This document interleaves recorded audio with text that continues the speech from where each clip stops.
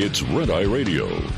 Gary McNamara and Eric Harley talk about everything from politics to social issues and news of the day. Whether you're up late or you're just starting your day, welcome to the show. From the Uniden America Studios, this is Red Eye Radio. Hello and welcome. He is Gary McNamara. I'm Eric Harley. Welcome to the Friday show. Gary, how are you? Jeez. Yeah. Let's start out with that audio you have. All right. This is Mayorkas from just moments ago here. Pathway. All right. Let's start that at the beginning. Sorry, that was my fault. Here we go. Ready? Yeah. All right. Starting tonight, people who arrive at the border without using a lawful pathway will be presumed ineligible for asylum. We are ready to process and swiftly remove people without a legal basis to remain in the U.S. Do not believe the lies of smugglers. People who do not use available legal pathways to enter the U.S. now face tougher consequences, including a minimum 5-year ban on re-entry and potential criminal prosecution. We are prepared for this transition and will enforce our laws. Thank you. Starting tonight. Yeah. Starting last night. Not last week, not last month. Starting tonight, and the best part was, and criminal prosecution. Yeah. Possible criminal. We might do something. You don't know. We might do something about it. Man, I mean, you don't know. And then I'm just reading this headline right here. Biden officials advertised to foreign nationals how best to get into the United States while claiming the borders are not open. It's just a complete joke. I will say this, though. Mayorkas told one truth yesterday. Really? Just one. Just one truth he told yesterday. Yeah. That reporter, April Ryan, the White House press reporter. Mm-hmm. Remember, she was always going after the Trump spokespeople. Mm-hmm.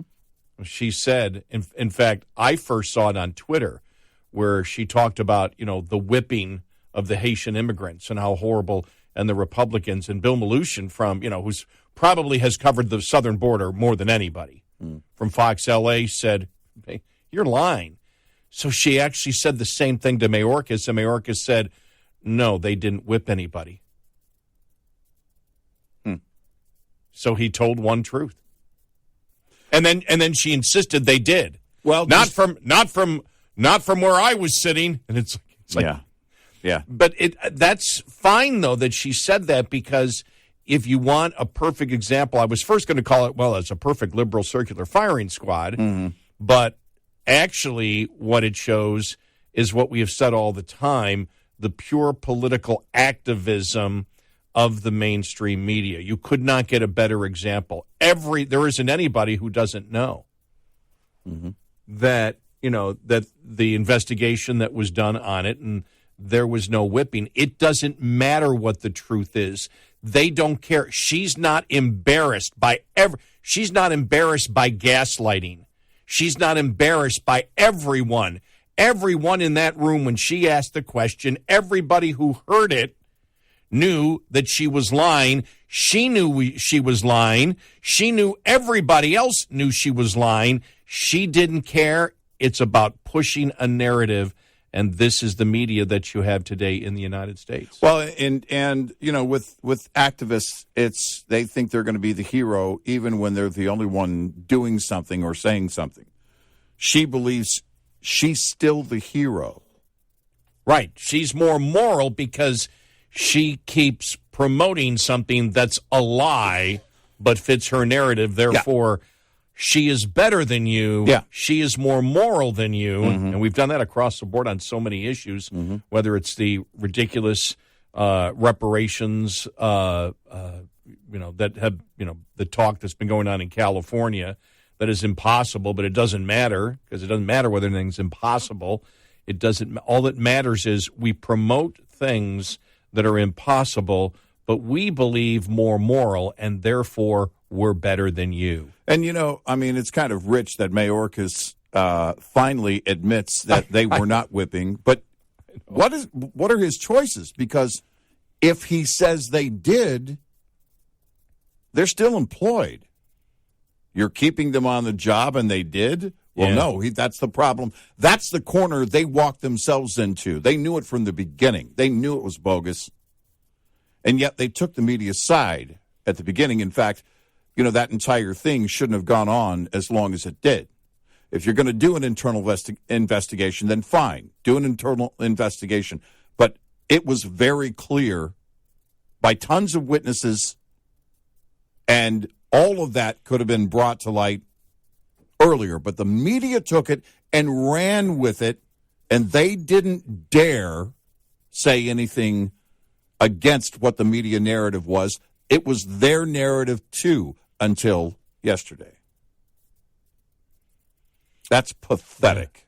Yeah, it's but you see what's going on and what's going to be going on, and it's just, I saw now they're getting law enforcement ready for riots and everything else. In fact, I want to play this audio cut. This is Bill Mnuchin on Fox talking about it yesterday. CBP sources tell me in the last 3 days in a row, Border Patrol has made at least 10,000 migrant apprehensions. Those are the highest daily totals ever recorded. Fox is also told in the coming days, we can expect to see the largest wave of mass releases the U.S. has ever seen.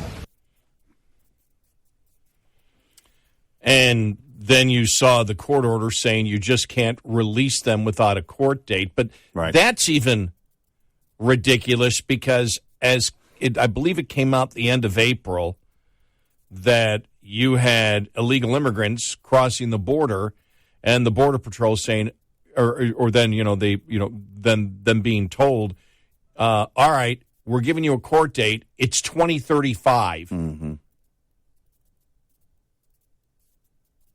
Yeah. Court dates well over 10 years, which means you get to be in the United States for 10 plus years. Yeah, my question is, why not 20? Because the play there. The play is that, all right, if we give them, essentially that's giving them legal status for that entire time until the court date. Yeah. And then they wanted to up it where no court date, and it's what we thought. Here's a number to call, and you're going to eventually have to call this, and you're going to have to get you're going to have to make here's the number. We're not going to contact you. You don't have to have a contact number. Mm-hmm. You can disappear. It's your responsibility to call us. Yeah. And set up a court date, what? In 2055? If man is still alive. Yeah. But it is just a mess. But there was no other conclusion to this. And, I mean, yesterday was just bizarro world, seeing the stories of Biden exploding at his staff for the situation at the border. That's laughable. You created it. You wanted this. And now it's blowing up in your face. There is no other way that this could have come to where we are right now. It was the only path based on what Biden put into effect from day one in office. Yeah. Look, everything hits the fan. They see the numbers where the people are. We talked about it yesterday. They see the polling numbers. This is going to hurt in a big way. When you have Democrats screaming, no more, no more, then you've got a problem. Well, you saw yesterday, and we'll get into it. It's not going to pass, but the Republicans on this day, they passed it party line only, not one Democrat to really enforce the border. Right. I mean, it was a zoo of a day yesterday. I mean, some of the things going on right now in Congress. I mean, the panic of Democrats is just mind-boggling. The Democrats trying to say now, that the Republicans are anti-police because of their criticism of the FBI. Yeah. And, and some Republicans saying, look, the FBI, unless we redo the entire thing, they need to be gone. Well, you're defunding the police and we're for funding the police. Yeah. And it was bizarre because, well, I'll play the other cut later on, but Gerald Nadler, was talking about how the Republicans wanted to fund the police, and they read back his quotes. And he went, well, yes, I wanted to take away the money from police to go to mental health, and now New York is one of the safest large cities in the entire world. It's just like, you're just going, these people are just absolutely delusional right now. I mean, just delusional. And then you have the other Democrat that was talking about the Republicans are to blame for the border, and she put the picture of migrant children in the cages, which was from the Obama administration. Yeah. And it's like, are you even... You and I used to have a quote when we first started working together, and I think it was based, it was shots at Obama, which was like, they're not even trying. Yeah.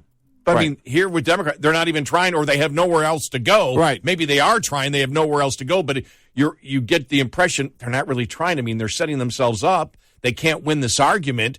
They're taking indefensible positions. They're getting embarrassed. They just keep going on. Yeah, look, they're scrambling. They're desperate. They see now that there is no way to get a win here. There isn't. And Biden sees the numbers. He sees his own numbers tanking. I expect tomorrow he'll step up and say, I'm going to sit down with the Fed chairman and do something about this new problem of inflation. It's been on the rise in recent weeks. When I saw that story, I mean, Biden losing it, I think the word was exploding. Yeah. At his staff for not being able to solve the border problem. Uh-huh. And you have to wonder, does he even remember? No, the first thing I thought of was, is he being frustrated because does he think in his mind that he's been tough on the border all along? I mean, it's the first thing that came to seriously. my mind, because the response would be, what are you talking about? This is what we all want. I think right now that, I don't know, I guess that's one possibility. Another possibility is somebody on his staff floated that to the media to try and boost his numbers. Yes. Mm-hmm. That it never happened. Now he's going to be mad that he's mad at his staff. Well, I think you're a little bit unfair. Are you saying that the White House might be lying? Yes. Oh, Eric, I mean, you may have just gone a little bit too far there. I mean, Yeah. That's hitting below the belt. Are you saying they might not be lying? That might be a better way to look at it. Right. Yeah. No, it is right now inevitable that all this is coming together at this time. None of these items are in the abstract any longer.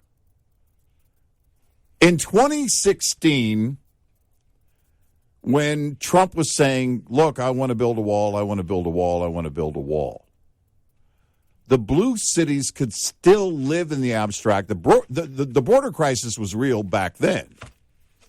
It's been real for a long time, as the president said. It's been chaos in the border for years. But the problem is that the Democrats in the blue cities, it's not a problem. We're a sanctuary. We're a sanctuary. Where did all of these illegal immigrants come from? We can't handle them.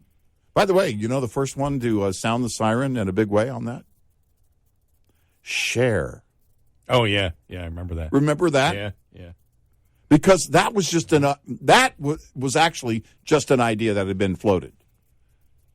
Instead of, why don't we just send them to the sanctuary cities? That's when that idea was first floated. Nobody was actually doing it then. And then she said, well, no, what will we do? We can't afford that. And now here we are. Yeah. And you saw Lightfoot, Chicago, state of emergency.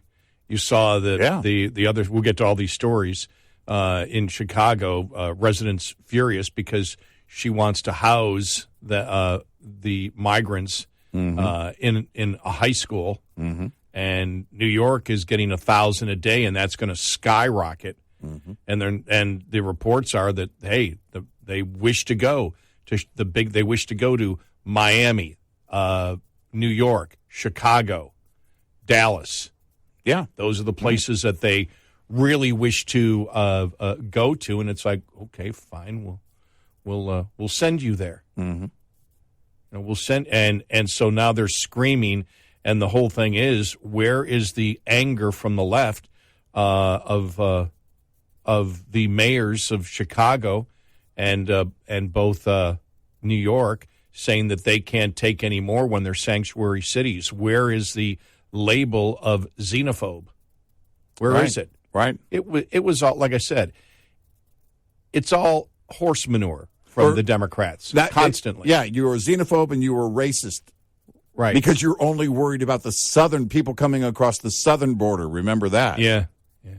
Well, how dare you? Well, now they're coming across the northern border, too. You've seen some of those stories over the last few months. Well, why not? 866-98-RED-EYE. When it comes to truck maintenance, sometimes it's the little things that can cause the most trouble, like cabin air filters. When properly serviced, cabin air filters provide a barrier between pollutants and harmful particles outside and your HVAC system. If you don't pay attention to them, however, this small part can turn into big trouble in no time. Breathe easy when you know which warning signs could indicate that your cabin air filters are clogged. A dirty, musty smell throughout the entire cab may indicate your cabin air filters are oversaturated and need to be replaced. Check the condition of your filters if you smell an unusual odor coming from your ventilation system. This report is brought to you by Shell Rotella. Shell Rotella, with advanced synthetic technology, is designed to help keep your rig running with more mileage and less maintenance. Get in touch with Red Eye Radio, toll free at 866-90-RED-EYE.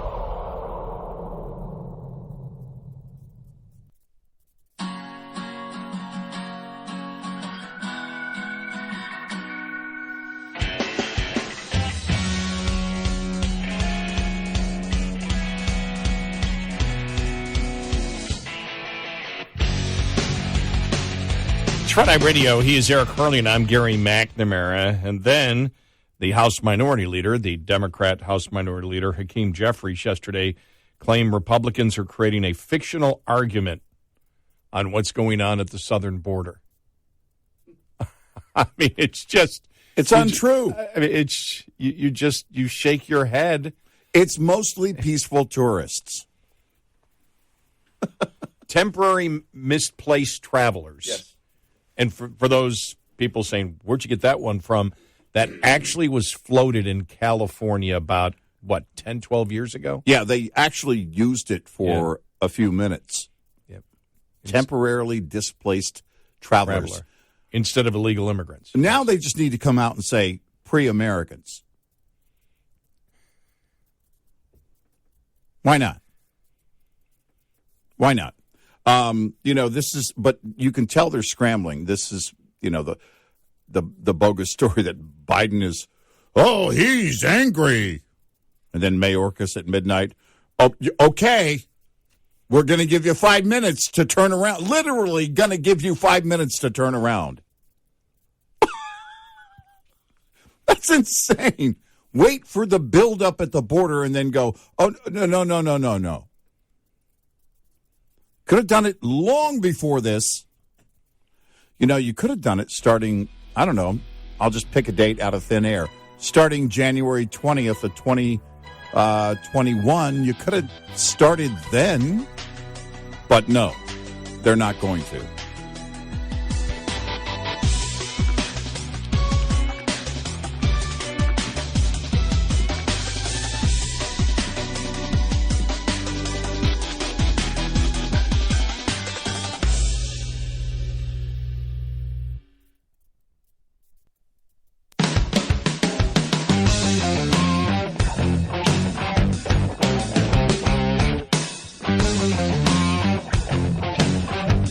The Bonus Show.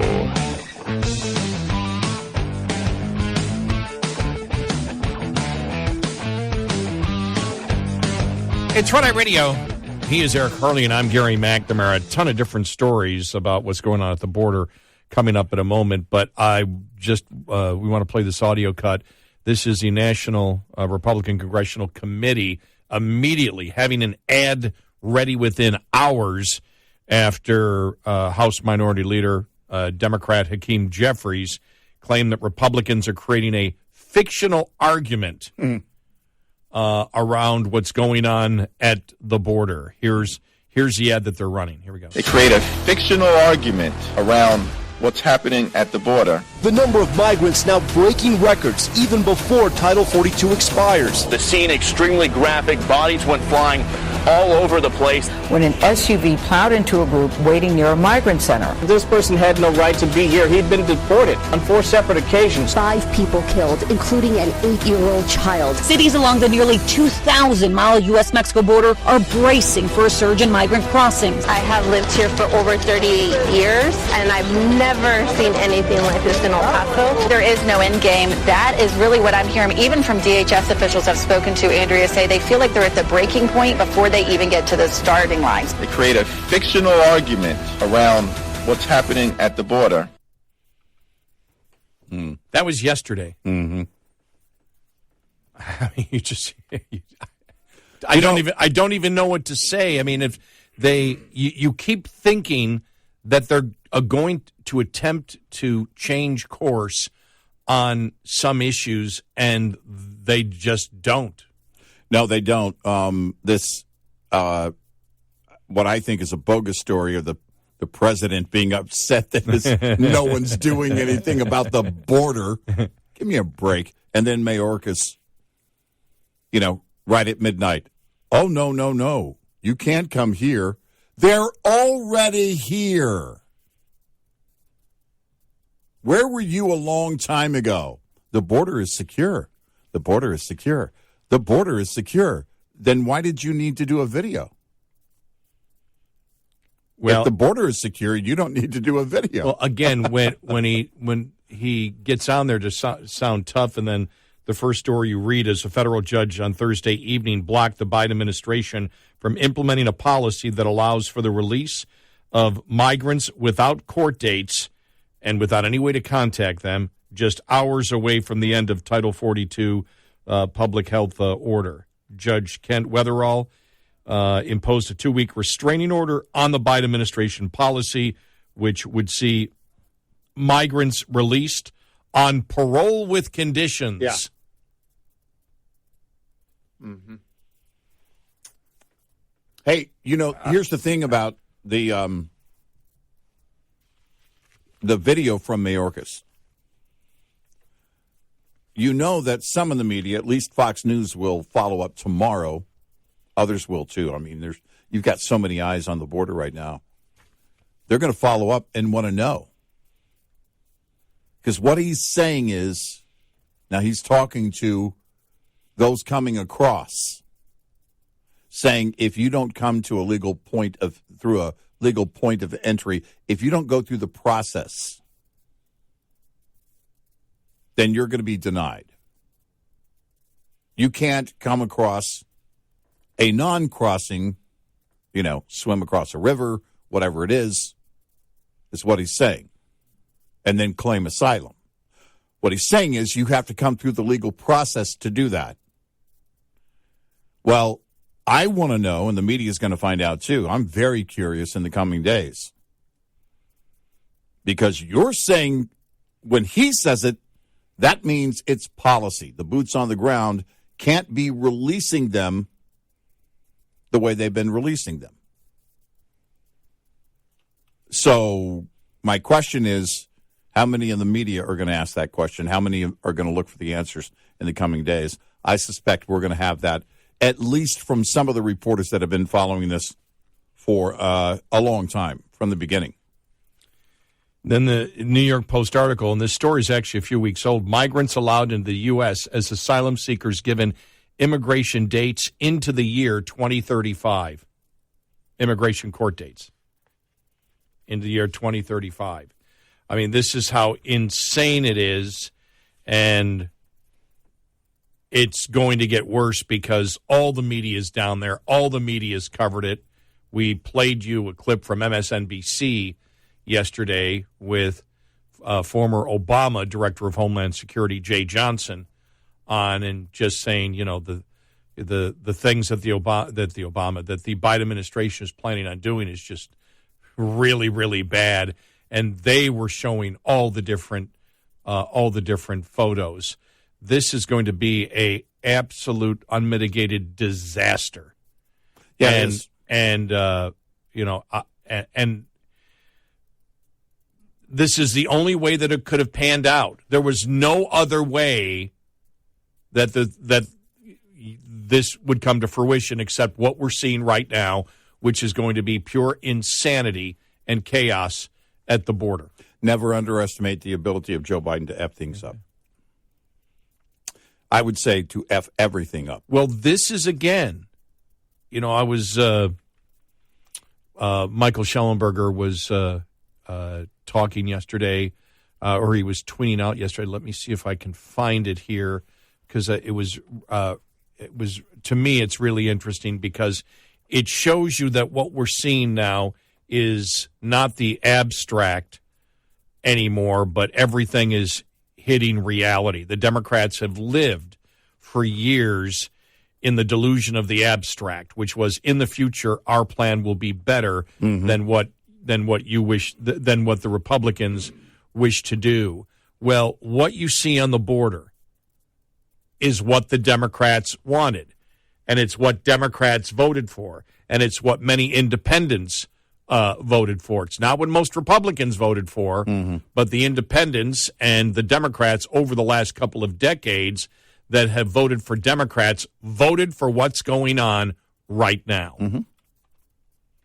And the article that he was referring to yesterday, this is Schellenberger. A reporter tried to debunk the horror stories about San Francisco, and this was Curb.com, spiraling in San Francisco's doom loop.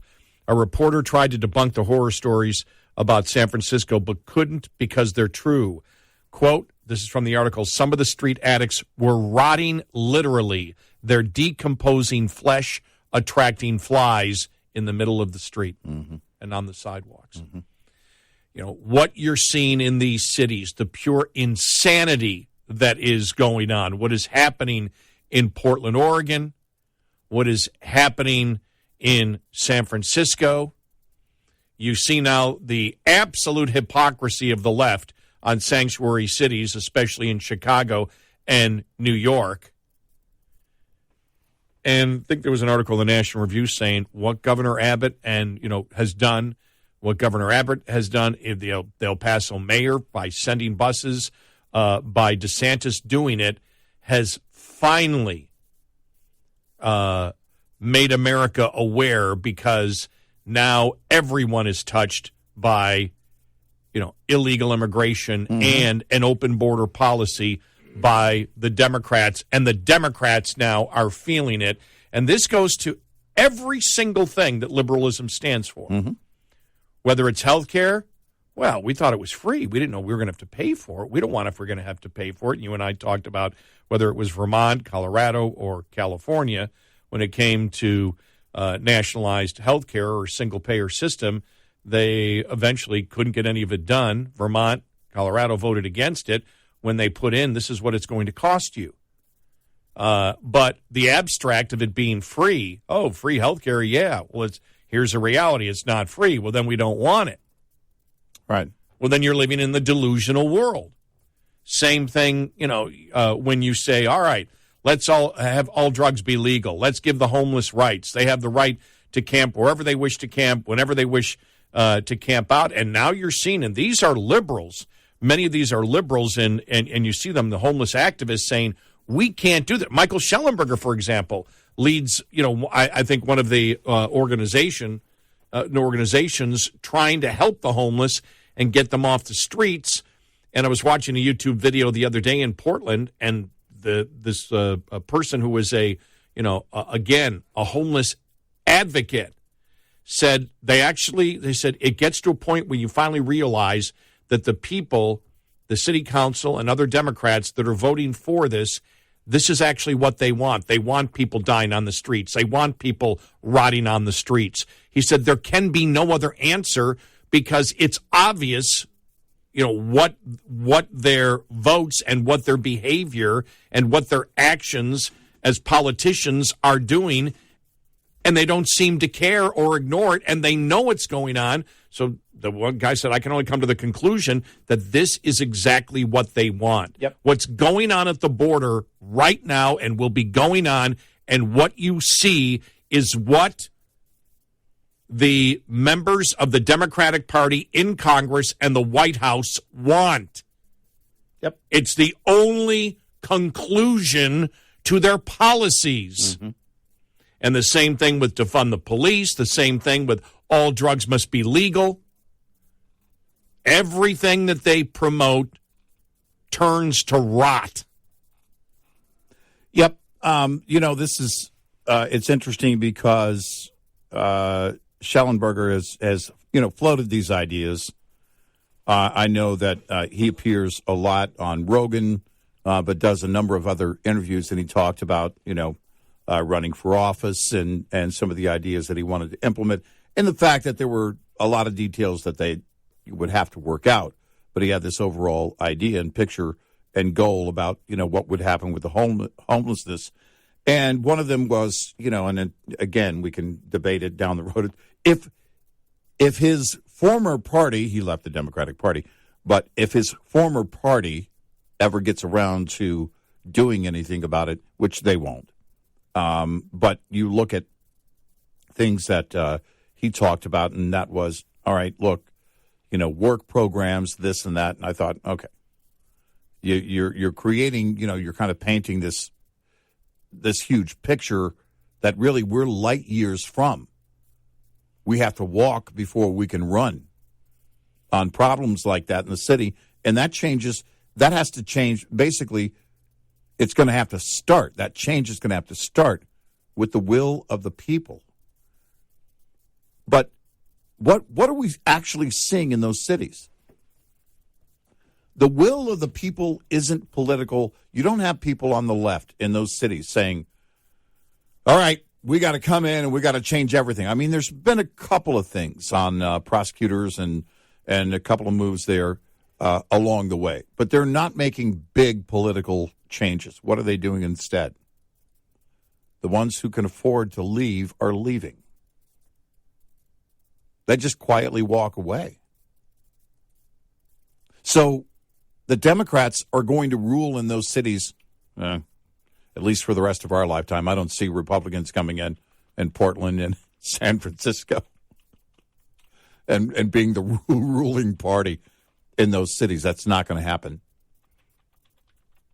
But you see someone like a Schellenberger and other Democrats. I mean, he's still, basically on the left. I mean, I think he's a critical thinker. He's a smart guy. At least you can have a discussion with the guy. He left the Democrats last year as a party officially, but still on the left. Lifelong Democrat. How many of those are out there? The rank and file. That can look at the problem and say, look, this is stupid. We can't allow this to happen. Well, what do you have in Portland instead? You have, we're going to create a situation where if you even approach someone who is homeless, they can sue you for harassment. You can't approach them at all. Let's set up the tents ourselves. We'll do this. They're going full on. They believe they have the full authority and the will of the people because they do. It's how people vote there. This is a choice. 866-90 Red Eye. We'll be right back with more Red Eye Radio with Eric Harley and Gary McNamara.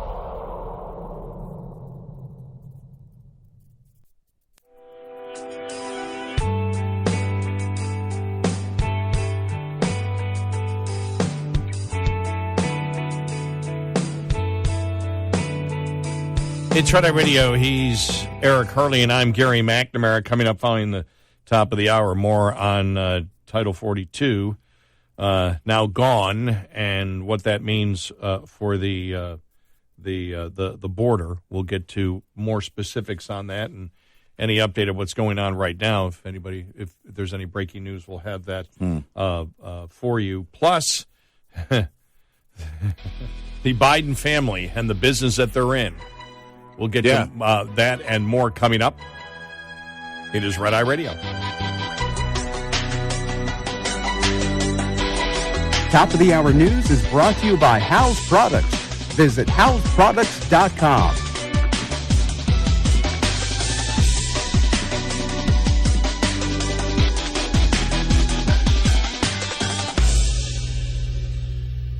This is Red Eye Radio on Westwood One.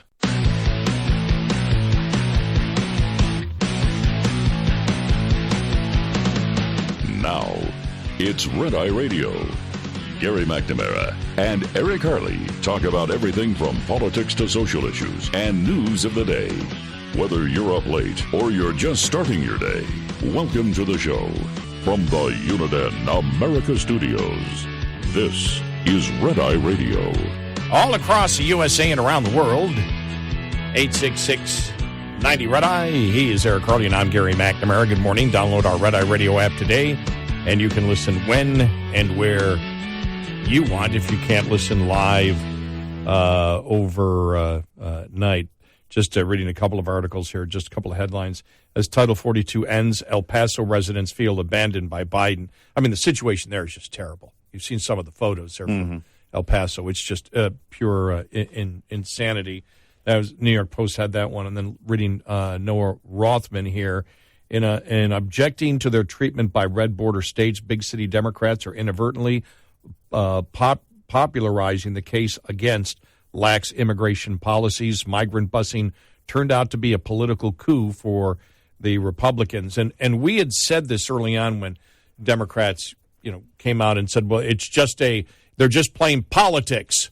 It's a political publicity stunt. And we said, well, yeah, of course it is. It's everything is politics to begin with. I mean, that's the dumbest argument you can make, that these politicians are involved in politics. Yeah, but there's good politics and there's bad politics.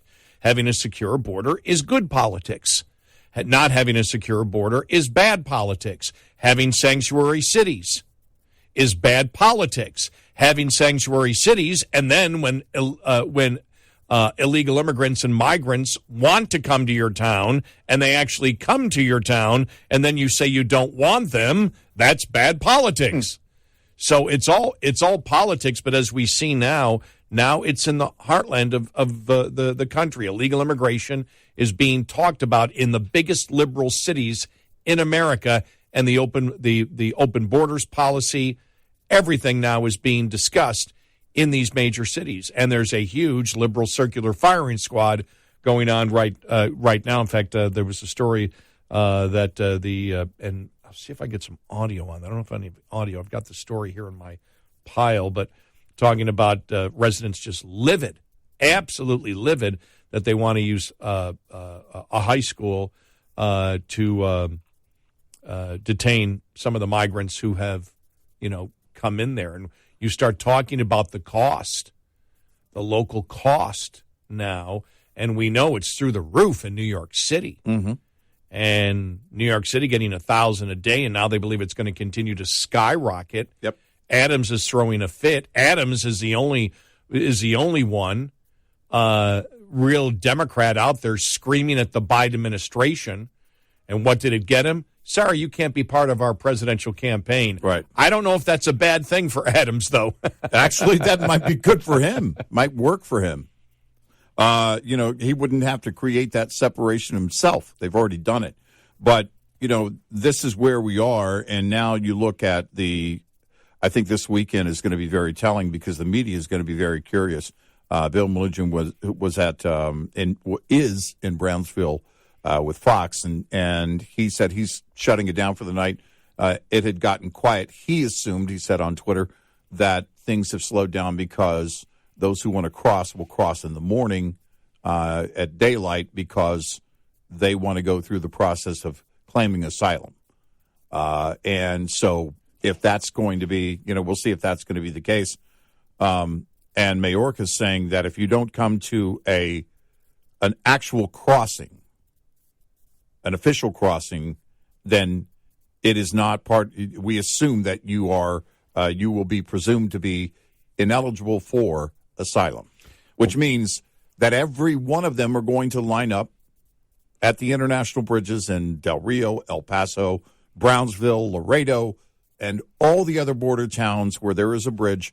That's where they will line up. And by the way, that's likely how, I don't know if I can say most of them because I don't know how many gotaways there are right now on the average, but it certainly is how a great number of them were coming across anyway.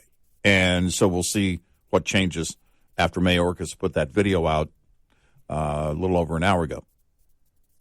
We'll see. Let's head to you. Let's go to Sam in Pittsburgh, Pennsylvania. Sam, you're on Red Eye Radio. Welcome to the show. How you doing? Very good. Yeah, I'm wondering. You keep mentioning that it's going to cost a lot of money. How much do you think it's going to cost? I don't have the number. Why is that important? Well, you're the one who's saying that it's going to cost a lot of money. I would hope that you'd have at least an estimate. Are you saying it's going to be free? I didn't say it's going to be free. I didn't. Okay. All right. It is definitely going to cost money. You're going to have to because it's going to cost. Wait. Well, just hang on here. We're going to get it. We're going to get it for you. Detention, and the locals are going to have to pay for all of this when they show up in their towns. We just brought you the story a little while ago. Using schools, that's not free. So you're saying there's an acceptable amount. Are you saying there's an acceptable amount? Are you saying that there's an acceptable amount of people that we can turn away and say, you know what, you can go die somewhere? Absolutely. Yes. That's the whole point. Did you not get that? Okay, then don't say that you're a Christian then. Oh, I see. This is what liberals do. You're no Christian if you're turning people away. Something. The first thing, by the way, abide by the law. By the way, just so you know, in Texas, it cost just for illegal immigrant care $717 million. It cost Texas $152 million just to house illegal criminal aliens for 1 year. Texans pay between $62 and $90 million to include illegal immigrants in the state emergency Medicaid program. Texans paid between $30 and $38 million per year on coverage for illegal immigrants through the Child Health Insurance Program. Texans pay between $31 and $63 million to educate unaccompanied alien children each year. Now, for what we were talking about for New York City, it was Mayor Adams that said it's going to run into the billions, and I think the one figure that they came up with was $4 billion it was going to cost New York City. And New York City, which is a sanctuary city, has stated, we don't want you to come here. Chicago has said, we don't want you to come here. These are Democrats that have sanctuary cities. Now, what you're trying to state is that we should have an open border where everybody should be able to come in. You don't turn anyone away, because if you turn someone away, you're not a Christian. Now, the thing is, that's not, I want to make this clear. That's not, I can tell that he got scared to ask what he really wanted to ask, because his point he was going to make was that the policy under Biden is the exact same under Trump. Yeah, that's false. And that's false. As we know, the president campaigned in fact, in the primaries, encouraged illegal immigration across the border. He campaigned on that, and then he put, when he got into office, a moratorium on deportations, an end to Trump's wait in Mexico policy for asylum seekers. And when he became president in the first couple of months, he came out with his platform and his immigration bill that would offer legal status and a pathway to citizenship, all those things encouraging illegal immigration. If you're saying that we need to let everyone who wants to come in and not have an immigration program, I would believe that you're not going to win that argument with the majority of the American public. The estimate 2 years ago from the Attorney General of Texas. Again, this is 2 years ago, and I point that out because things have greatly increased since then, is that Texans pay between $579 million and $717 million each year for public hospital districts to provide uncompensated care for illegal aliens. Here it is for New York State. Since, again, the gentleman challenged us, you must be new to the show. Adams begs the state to help pay New York City's $4.2 billion in migrant costs. That's just New York City alone, $4.2 billion. So it is the liberals that are screaming about what's going on at the border.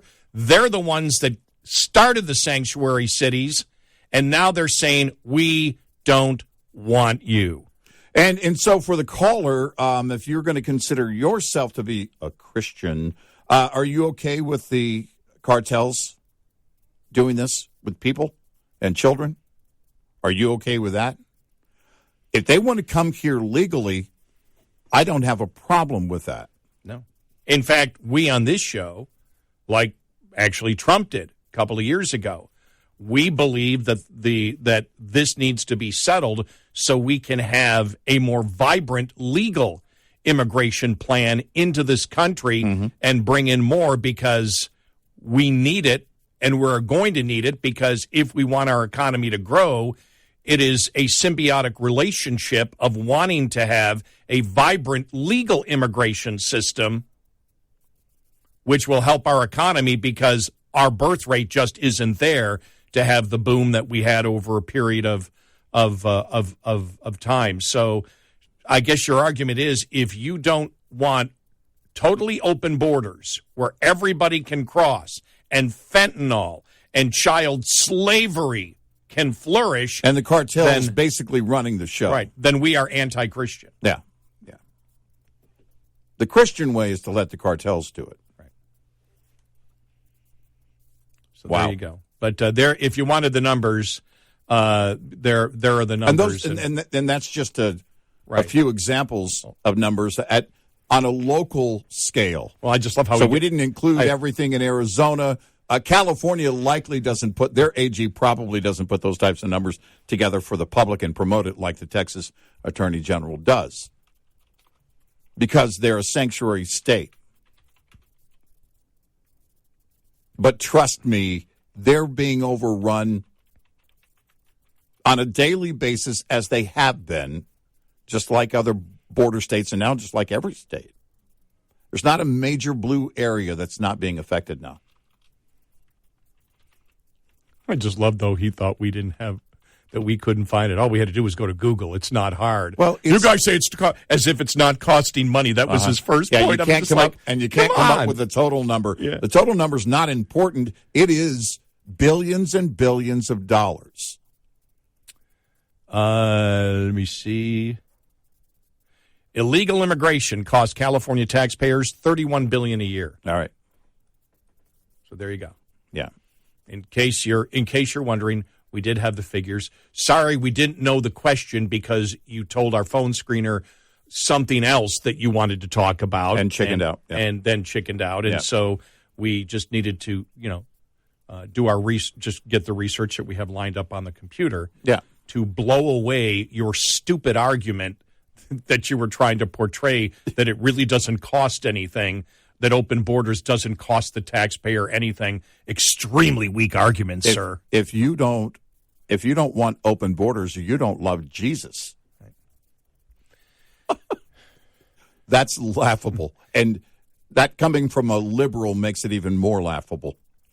866-90-RED-EYE. Surviving and thriving as an owner-operator has just as much to do with managing costs as it does with generating revenue. Understanding basic principles of operating costs can save you thousands of dollars a year. Costs are not the same each month. If 9,600 miles are driven one month and 10,000 miles the next, two different sets of costs apply for each month. For example, if your tractor payment is $1,850 per month and you drive 9,600 miles in the month, your tractor payment is costing you 19.3 cents per mile. Drive 10,000 miles, though, and that same payment will cost you 18.5 cents per mile. This is one of your major fixed costs while paying off a truck loan. The difference in this example is only a fraction of a cent, which may seem like small change, but it ultimately amounts to $960 more annually on the bottom line. Because though fixed costs do not go down over time, you can reduce your cost per mile with more paid miles. Owner-Operator Business 101 is provided by Shell Rotella. Shell Rotella, with advanced synthetic technology, is designed to help keep your rig running with more mileage and less maintenance. Coming up, more with Gary McNamara and Eric Harley. It's Red Eye Radio.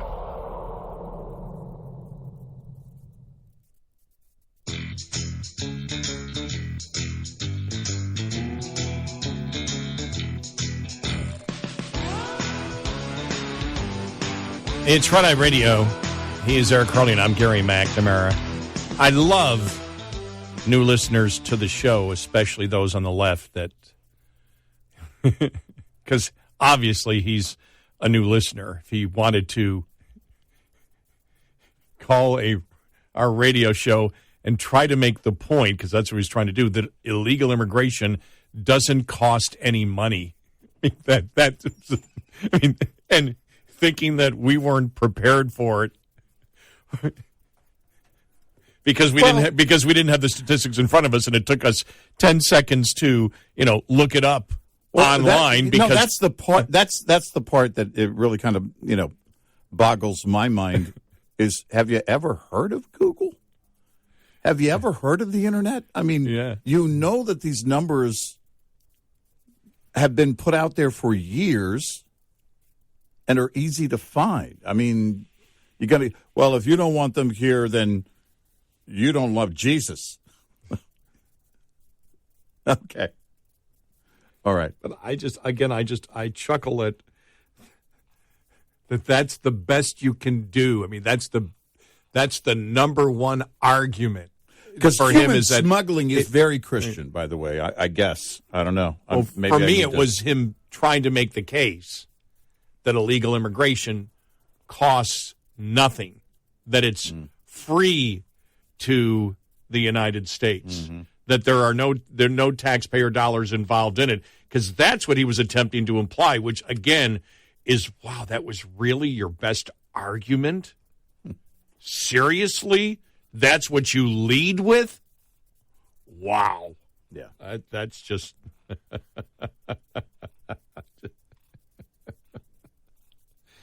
And you probably could get the total cost if you take...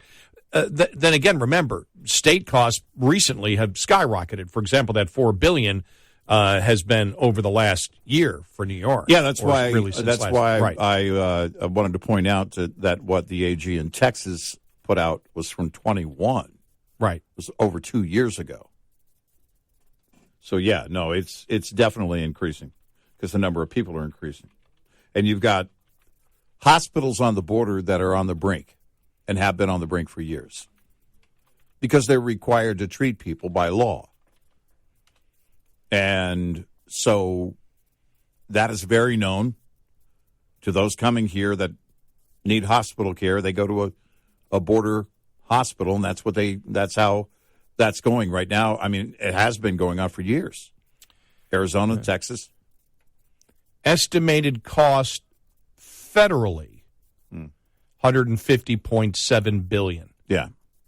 I know that Trump said several years ago it was somewhere around $200 billion. It's funny because NBC did a follow-up. They did a fact check, and then it turned out to be, the numbers actually turned out to be anywhere from 120 to 150 billion. But again, that goes back a few years, that number. Yeah. I don't know, and it would be impossible to update the numbers so far for 2023 without collectively talking to each agency. Yeah, that was from an analysis from March of this year, 150. Okay. Now the thing is, did they include inflation? Yeah, it was the same a couple of years ago. Because it was 150 billion. Inflation now has made that 200 billion. Yeah, maybe. To provide the same service. Yeah, just since March. It's a joke.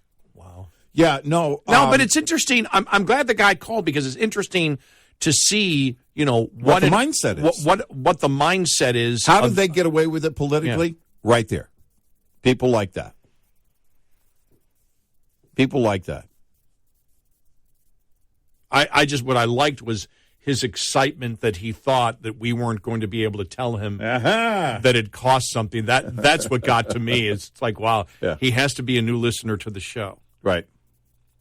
As if I had some kind of limit where I would go, oh, if it's only costing $50 million, if it's only costing $1 billion, if it's only... Nope. We're a nation of laws. It's about the law.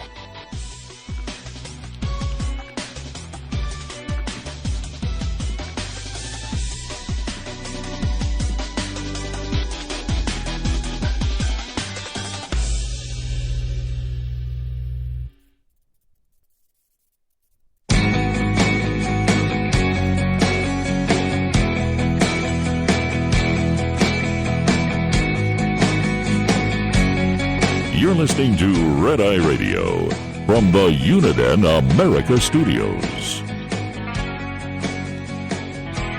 And he is Eric Hurley, and I'm Gary McNamara.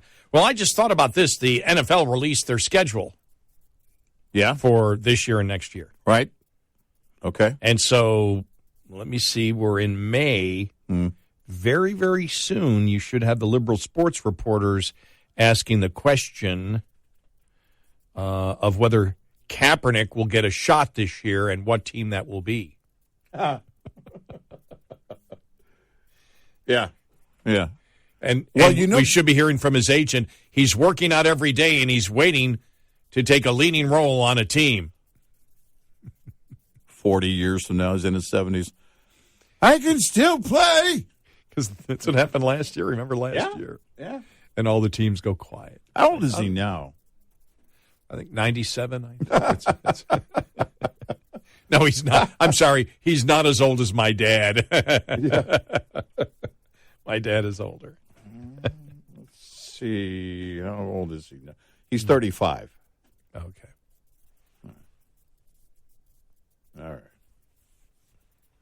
All right. And he would turn 36 mid-season while watching games. Because he won't be playing.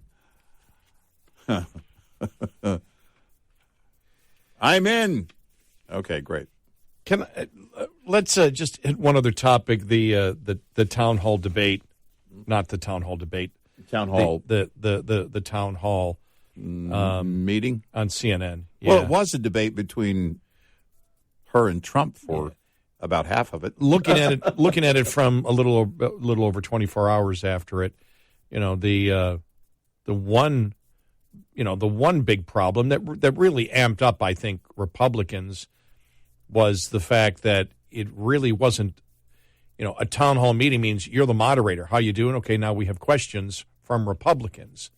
And it turned in more of a debate between her and Trump, which is not what it was billed as.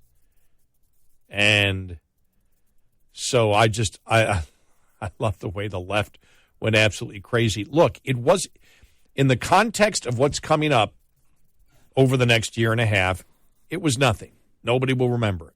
Yeah. And inside the Beltway, it's huge because inside the Beltway, everybody's, okay, this is a plus, this is a minus. That's a positive, this is a negative. I looked at it, there were, like I said, that was the one thing I got out of it. The other thing I got out of it was that Trump no longer says, and nobody has picked up on this, Trump is no longer saying the election was stolen. You and I talked about this yesterday. He's saying it was rigged. And rigged is a whole different ballgame than stolen, because rigged, as you said yesterday, has a wide berth. Yeah. That's a huge umbrella. And when he started talking about it, when before they got into the whole, Mike Pence thing, but, he was stating, well, because of the laptop, because of Twitter, he was talking about things which are election interference, but those are things that definitely cannot overturn any election.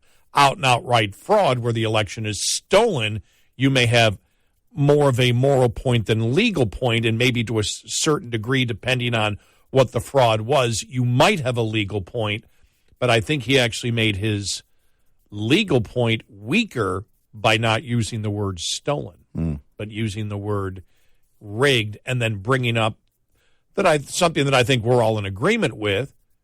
But the fact is, the Hillary campaign completely set him up and lied about him, and lies and censoring and things like that may be wrong in the courts of overturning an election. That's never going to happen. And even when this happened in 2020, a lot of people were upset at us, but it's like, look, we're telling you what the law is and how the Supreme Court and how constructionists look at the laws. Once the states signed off, it was done. Yeah. It's the way the elections run in the United States. We knew it, and we said this is what the conservatives at the Supreme Court will do, and we got eviscerated for it. And when it happened, everybody went quiet. We said, look, we're not saying we're agreeing with everything that happened. We're just telling you what the law is. Yeah. And the other thing that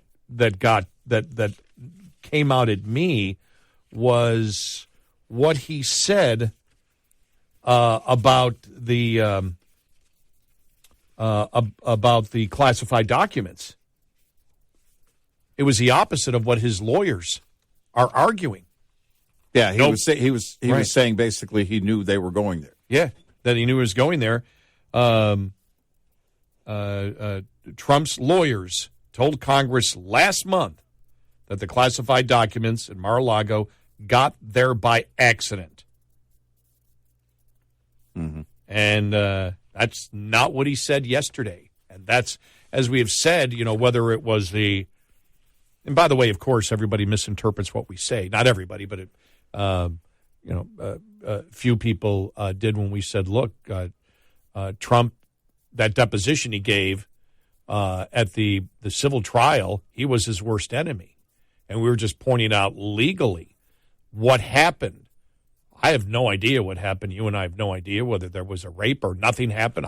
In fact, I was very clear when we were talking about that. What my position on the deposition has nothing to do with the jury finding. The jury could have found him guilty even without the deposition. That's not the point. The point is that the deposition certainly didn't help. It didn't help, no. When he stated, and the point I brought up was the fact that the only thing that they found him liable on was relating to what he said was okay and just a standard thing that happens with stars. And that's the exact thing that they found him liable for. And anything that he didn't say, it was a he said, she said. For example, the rape. Right. And it was still a he said, she said for... On the incident. On the actual incident, the battery, the sexual abuse, unwanted touching. The alleged incident. Yeah, I should say. And it was still he said, she said, but him coming out and stating that she wasn't his type, and then to the lawyer, you're not my type, was implying to the jury, and we said that before the verdict came down, that was implying to the jury that, oh, no, I'd do that. And it was just mind-boggling. And the same thing here, and that's the problem that's the problem, that Trump can be his own worst enemy in the things that he actually says. And so those are the things that really, as to the importance of it, it's not important. It was, it was small. 3.1 million people watched it. That means that 335 million did not. And it was huge inside the Beltway, but inside the Beltway, everybody plays that game. But it was like... No, there were... I think the curiosity was probably even greater after the jury handed down their verdicts. Because you're talking about, wow, okay, here we go, primetime appearance. And there's no doubt those questions are going to come at him, and how's he going to answer? So I think you probably had a greater interest. And but the ratings, again, it kind of goes back to what we said about money that you spend. You could have a couple of $1 billion you spend on ads, either as a PAC or a candidate. But if you don't have the right message, it doesn't matter how much money you spend or the kind of exposure you get. If it's not the right message, it's damaging. It's not doing you any good. So you can have a massive audience and still blow it. In fact, that's more damaging than if you said it in a hallway where no one is listening. You know, I think at that particular point, when she started asking questions, she said, I thought this was a town hall. I want to answer their questions, and I want to stick to the issues. Mm-hmm. I would have done that because, on those things, Trump is extremely strong. Right. Extremely strong on. Mm-hmm. And, Byron Donald came out and, you saw him afterwards. Nobody wants to be talking about the 2020 election anymore. They want to talk about inflation and this and that and that. I'm like, well, Trump should have said that. Yeah, right. But he himself can't get by that. Well, and that's what we said. And you own the conversation. It doesn't matter what the question is in front of you or who presents it. Well, it was... You own the answer. Did you see... It was Kevin. I can't think if it was Kevin McCarthy or Comer. It was Kevin McCarthy yesterday, and he was talking about like law enforcement on the border, and one of the questions was all about Trump, and he goes, "Well, we're here about this, so I'll answer those questions." That's what he did. Mm-hmm. I'm going to ignore the rest of it, and I'll answer these questions. Mm-hmm. And you don't have to engage. Yeah. But as to the, who won. Well, did she win or did Trump win? Well, Trump won. It's just like, well, that's not the question because the political, if you want to look at it as a game that there's a winner and loser, the game was not between him and her. The game is, can Trump expand his base? Mm-hmm. It doesn't matter whether the base is happy with him. The base is always going to be happy with him. In order to win the presidency, he's got to get the majority of people who are voting in this election that aren't Republicans to vote for him. Now, Biden may hand it to him. Mm-hmm. Sure. Biden may hand it right to him, but you don't depend on that. You say, what is my goal? I need to expand the base of people to vote for me. I need to reach out. It's got to be more than my base. And he has lost some of his base from 2020. That's obvious with the Republican polls. He doesn't have 80% of the Republican Party backing him. In some polls, he has over 50. I think one said 60. But most, if you look at it, show him in the 40s or higher 40s, depending on who's doing the polling on it. Right. And so that's your goal. The goal is what you said a long time ago. You campaign as if you're down by 20 points, even if you're up. Yep. And I didn't see yesterday, or when it was yesterday, the day before, from that he expanded the number of people who would vote for him or attempted to do that. And that might not be a problem in the primary. That's his problem in the general election. Well, and again, his challenge that's going to be one thing where you don't engage with the media because we all know it's a joke. It's a joke. Yeah. They're coming after you. They want the soundbite. They love the ratings. But in order for the ratings, the number of people that you're exposed to work for you, the message has to be on point, and you control the answer. The questions can be fired, and they're going to be in every case. It doesn't matter, and it doesn't matter which network you're on. That's going to happen in any of the networks. We saw that during the debates in 2016 and in 2020. It doesn't matter if it's Fox News or not. You're going to get the soundbite question. Keep your message on point. Right. And so, did CNN won big because they got a big audience? That won't be there tomorrow. Yeah, I've never seen the one-spot ratings as it was inevitable that was going to be the case, but that's not going to increase their audience. No. That doesn't give them an audience. No. It gives them an audience for that period of time, and it's really the ratings are really meaningless. If they took it and you could look back, let's say 2 months from now, then all of a sudden those ratings carried over, which they won't.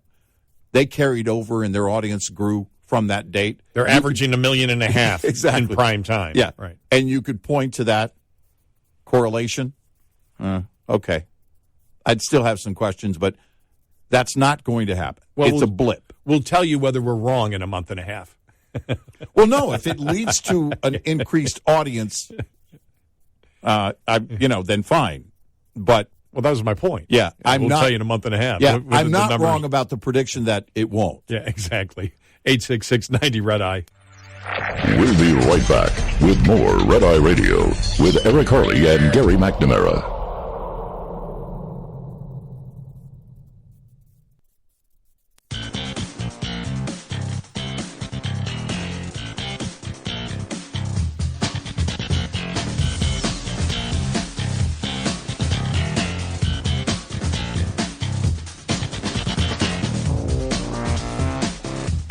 Red Eye Radio. He is Eric Harley, and I'm Gary McNamara. Coming up more on the border. You saw Riley Gaines, blast Venus and Serena Williams for not standing up for women in the transports debate. You see, she's putting out their challenge. I wondered, should she be doing that? Because then it becomes the argument back and forth. Right. Don't take your eye off the ball about what the subject is. Right. But she's like challenging all women athletes to do it. And she did it by Twitter earlier this week, and they haven't responded. Right. But we'll get to that and a whole bunch more, plus the debt ceiling.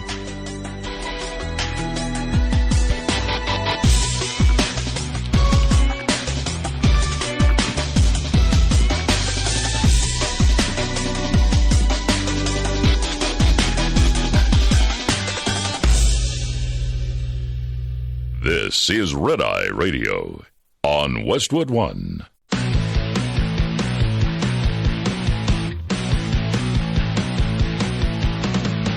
Now, it's Red Eye Radio. Gary McNamara and Eric Harley talk about everything from politics to social issues and news of the day. Whether you're up late or you're just starting your day, welcome to the show. From the Uniden America Studios, this is Red Eye Radio. All across the USA and around the world, we are Red Eye Radio. Good morning. He is Eric Harley, and I'm Gary McNamara. Made it to a Friday. Woo-hoo. Just reading here from Chad Wolf and Robert Law, op-ed piece on FoxNews.com about what's going on the border. They said the most anticipated day for the Biden administration's border security crisis is upon us. All eyes are on the southern border for all the wrong reasons. On May 11th, the Title 42 public health emergency ended, and with it, the lone vestige of border enforcement coming out of this administration in the form of approximately 50,000 illegal immigrants per month that have been expelled at the border. For 27 months, the American people have witnessed a humanitarian and security crisis at the border on a scale never experienced in our nation's history. Unfortunately, this is not hyperbole. This is reality. The situation is on the verge of getting worse because starting today, migrants will face no consequences for crossing the border unlawfully under the Biden administration policies. The Biden administration knows this, and so do the cartels and the migrants themselves. Beginning on Friday, all illegal immigrants apprehended at the southern border will be put into Title VIII immigration proceedings and will be subject to expedited removal. Though the Biden administration makes this sound like an effective enforcement policy, it is merely an optical misdirection. And this is what you and I have spent plenty of time talking about. What the administration is not telling the American public is that there is a glaring loophole in the expedited removal that the cartels coach illegal immigrants to exploit the ability to claim asylum regardless of how dubious the claim.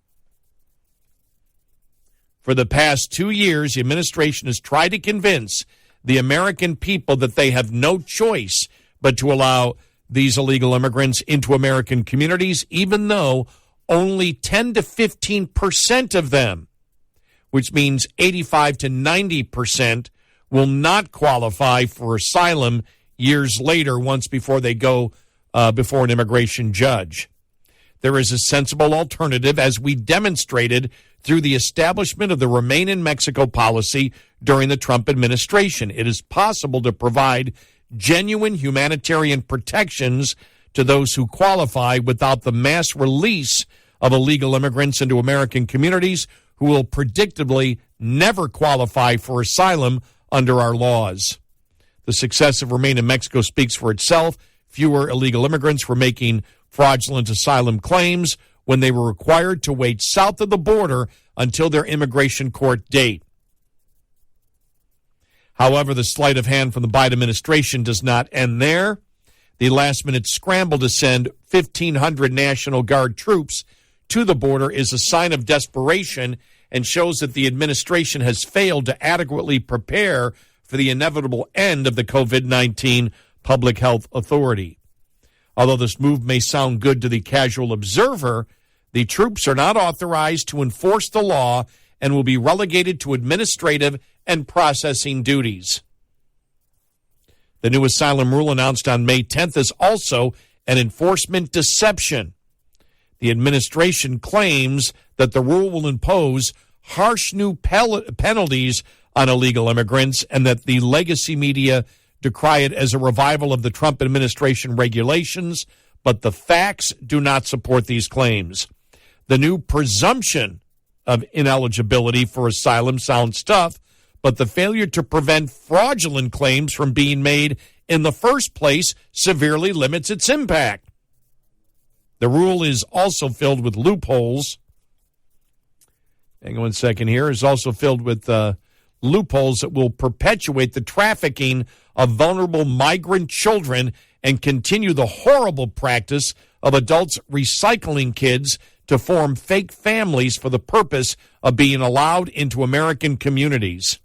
The most absurd exception might be a claim that the smartphone app, known as the CBP-1, that the administration is using for illegal immigrants to schedule appointments to be waived into the U.S. was unavailable to migrants, claims it would be difficult to vet. Another verbal misdirect Americans often hear from this administration is that they are working with significant constraints. They claim that they can spend their way out of the crisis if Congress would appropriate more funding and change immigration laws. As we have repeatedly pointed out, the disaster at the border is due to ineffective policies.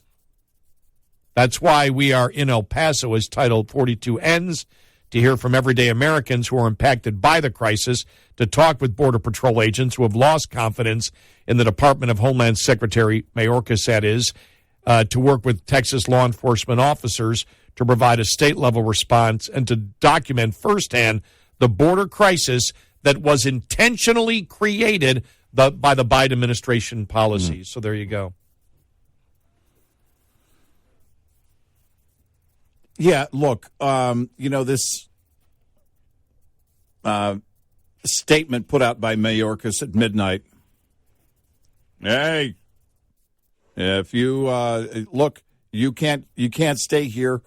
Don't come here. If you come here across an unofficial crossing, you won't be eligible. The CBP also issuing a statement a little while ago.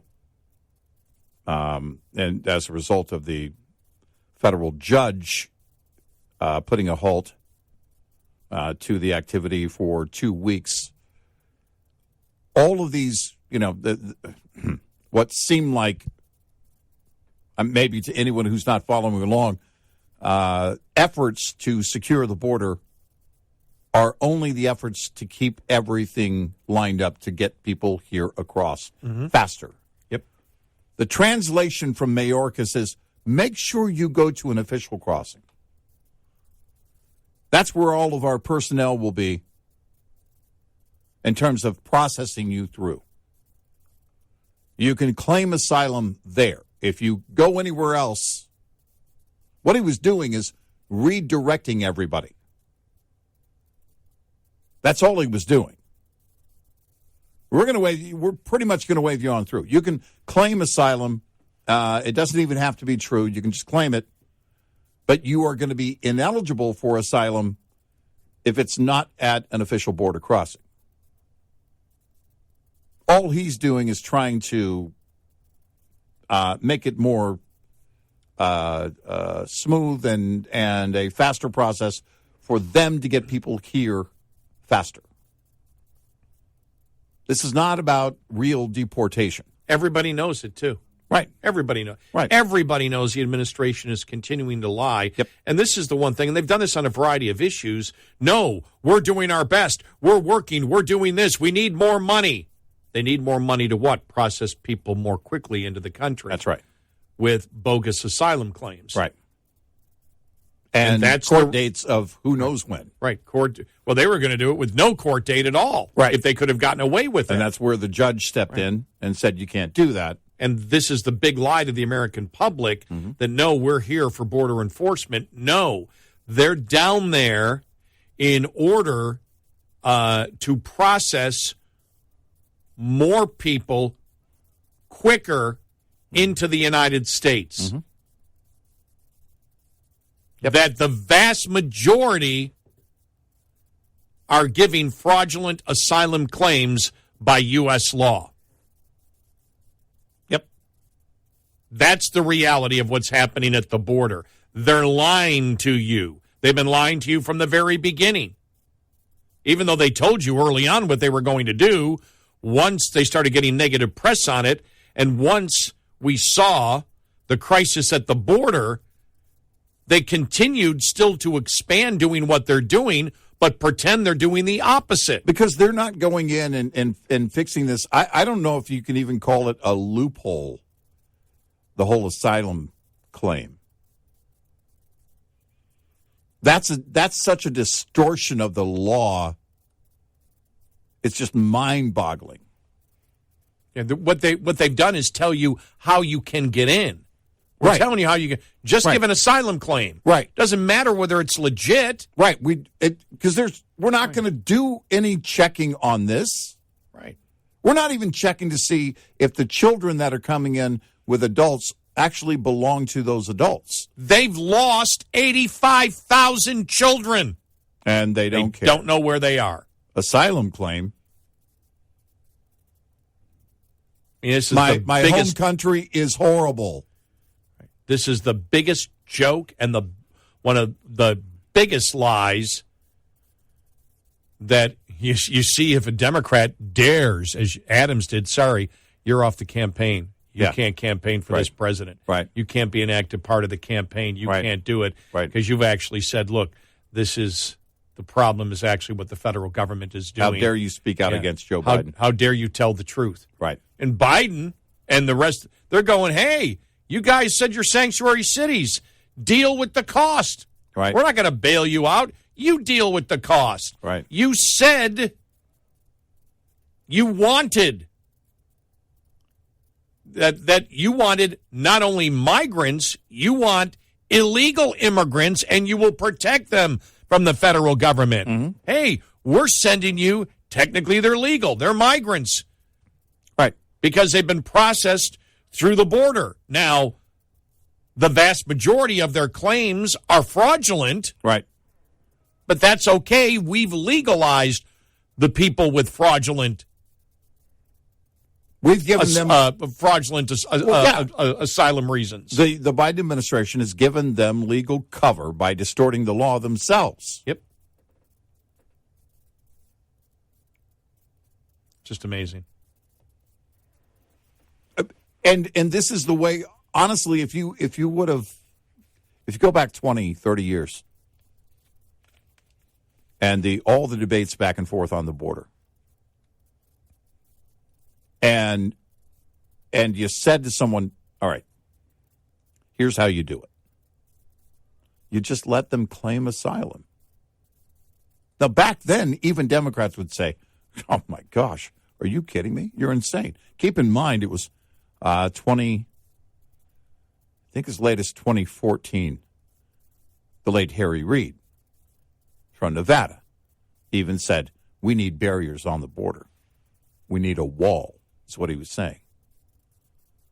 Harry Reid, top Democrat, one of the craziest Democrats of his time. But, of course, that was going to change. Remember, he denied that there were any illegal immigrants that was, working on construction sites in Nevada. Fast forward several years, we don't have any illegals working on construction in Nevada. No. There was a shift. There was a sizable shift that changed their entire party, and somebody came up with the idea somewhere along the way. And with Biden, it was just, okay, how do we do it? How do we create this situation? You distort the law like they do on everything else. Title IX, we'll tell you what Title IX means. Title IX means anybody who claims they're a woman gets to claim they're a woman and gets the protection under Title IX. That's Title IX to us. And all they have to do is say so. And so if you wonder why they can't solve the problem at the border, it's because they created the problem at the border, and they are accelerating the problem at the border while lying to you about it. Right. They have no reason to stop what's going on down there because it's been their plan all along. Mm-hmm.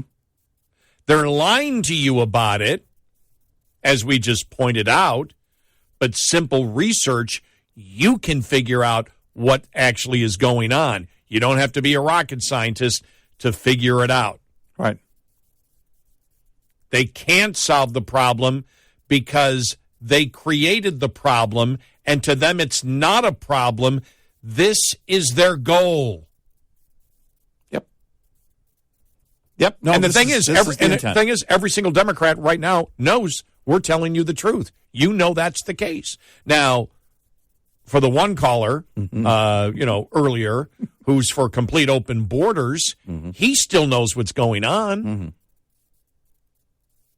He still knows that the Biden administration is lying to the American public, trying to convince them they're being tough on the border while they're doing the opposite, based on the policies that you can check out yourself. It's not hard. Right. 866-90-RED-EYE. Get in touch with Red Eye Radio, toll free at 866-90-RED-EYE.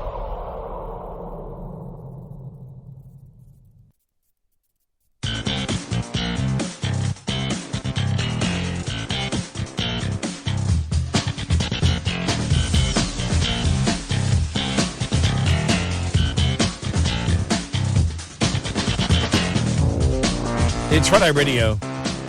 He is Eric Harley, and I'm Gary McNamara. And so the House passed their bill today, their immigration bill. Not one Democrat voted for it. Not one. Now it would continue rebuilding the wall. Mm-hmm. And I just had it here with me, and I just lost it. I just had the... Yeah, it limits the asylum protections as well. Mm-hmm. And those are the things, and I think, to myself, what we were talking about earlier, back in, not too long ago, it would be ludicrous for either party to promote, just blowing open the qualifications for asylum, basically. But that's really... one of the attempts here by the GOP is to limit that. Now, my question would be, let's say you had enough votes to get it through even a veto-proof majority in the Senate, which they don't.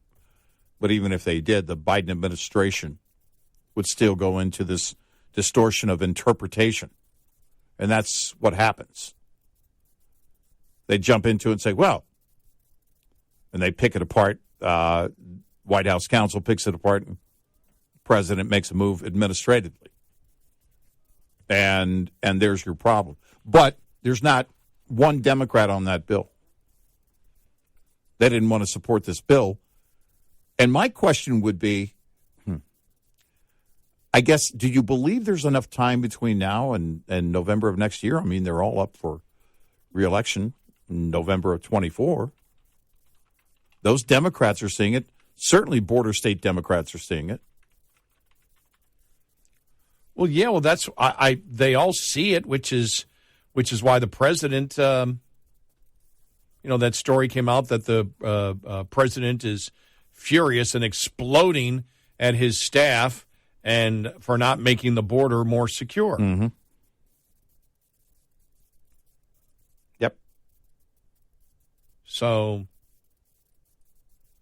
that again, they've gone so far down this path, there's nothing else that they can do. Look, they were still screaming yesterday. I think Menendez was screaming in the Senate that Biden is militarizing, the border by sending down the 1,500 federal troops. Yeah. Which, of course, he's not militarizing the border. They're going to be doing paperwork. They're not involved in border control. Right. And still they're using...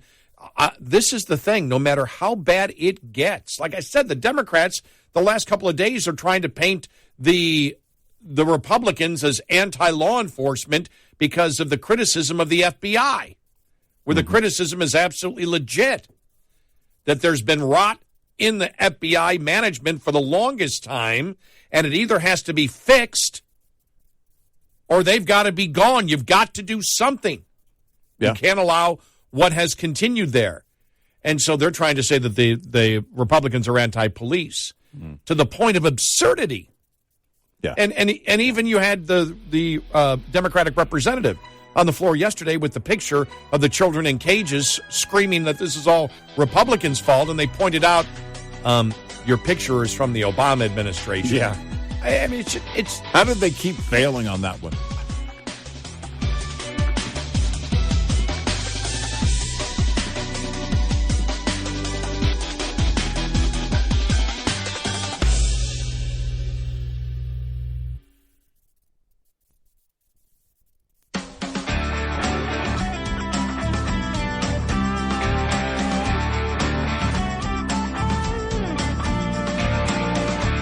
The Bonus Show.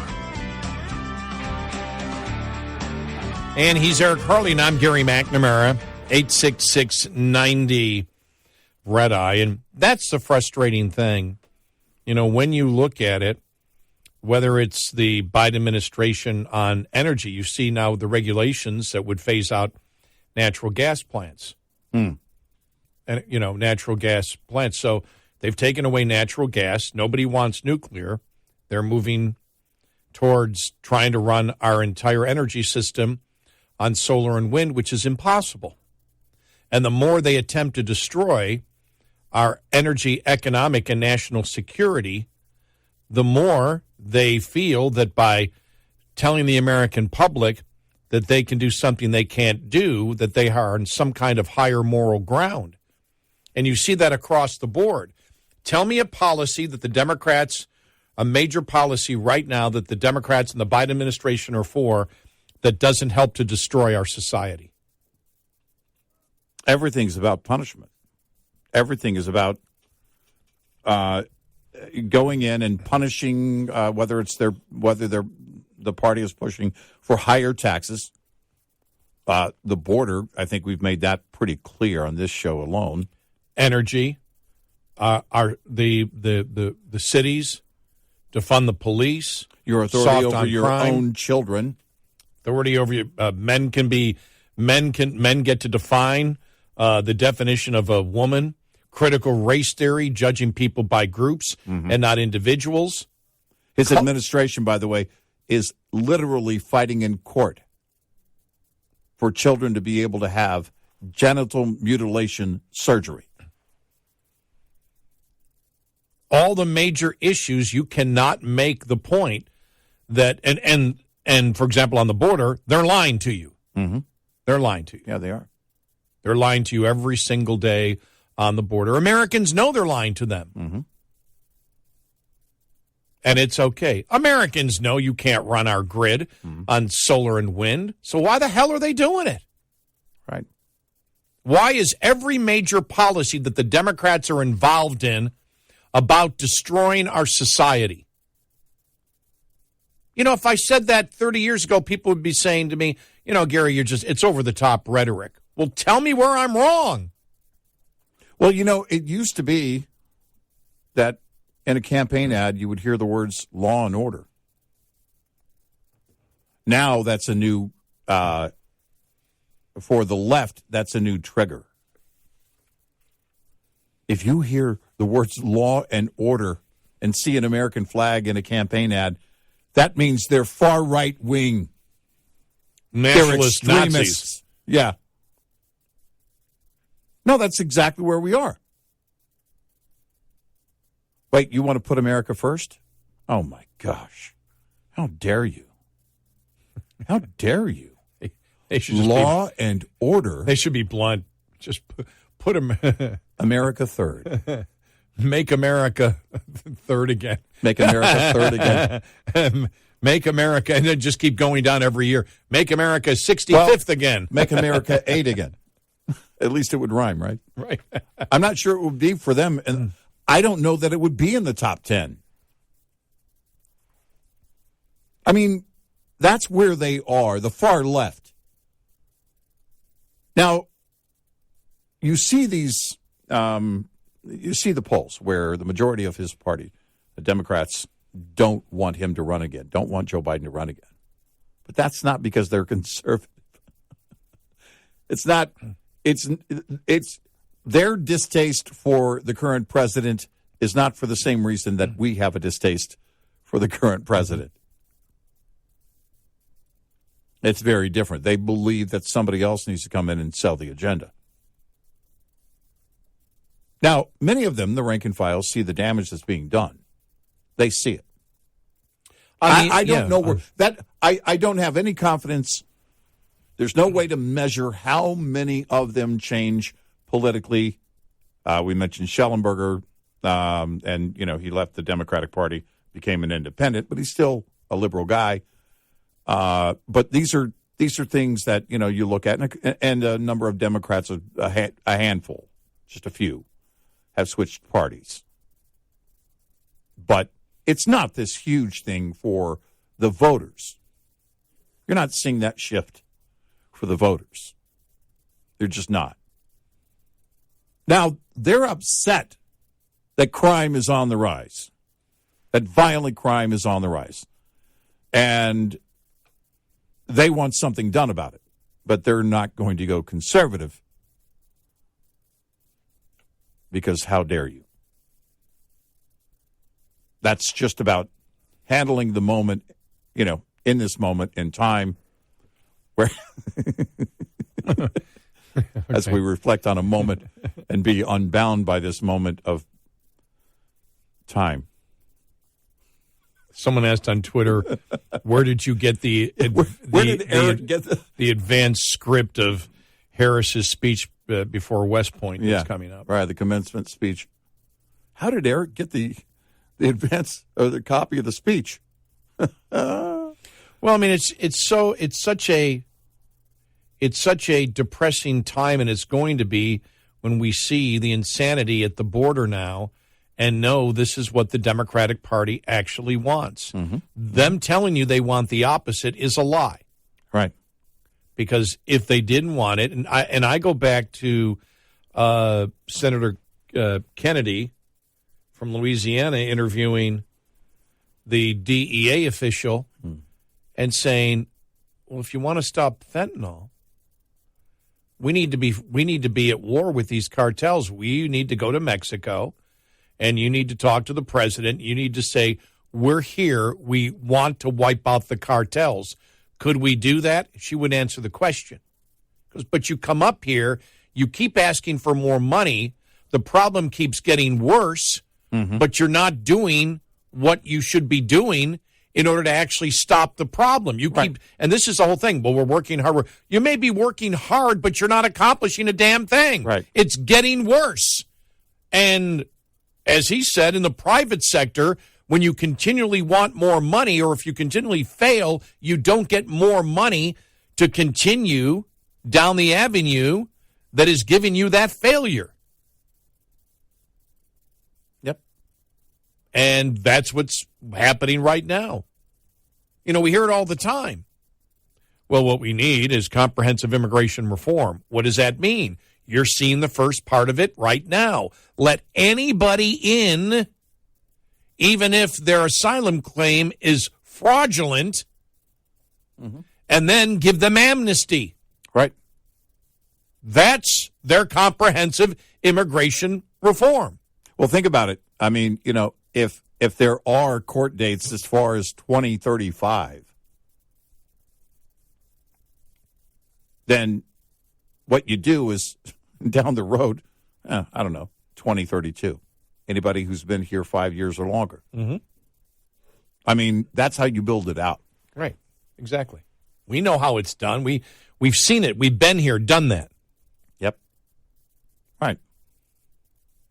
And that's exactly what they want. They want this right now.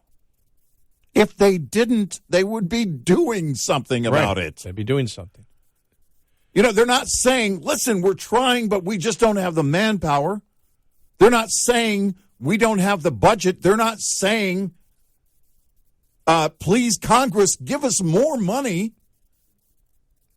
to fund controlling the border. Right. They want more money, but not to control the border. Not to control. They want to spend a lot more money. But Mayorkas isn't saying, my hands are tied because I need a lot more money from Congress because we need more border agents, we need more equipment, we need a wall. They're not saying that. No. They're doing this bogus pretend thing. Well, you better not come across. You can come across over there, but not over here. We need everybody in line over there, is what he was saying. Right. Everybody come in this line, and you can get in. If you don't get in this line... He was telling them how to do it. Right. Then we're going to punish you. Get in this line, you're fine. Exactly. And it doesn't matter whether your asylum claim is bogus, you'll still get into the country. Right. It's just you've got to come in this line, not that line. Right. That's basically what we're doing on the border. Yes. And everybody knows it.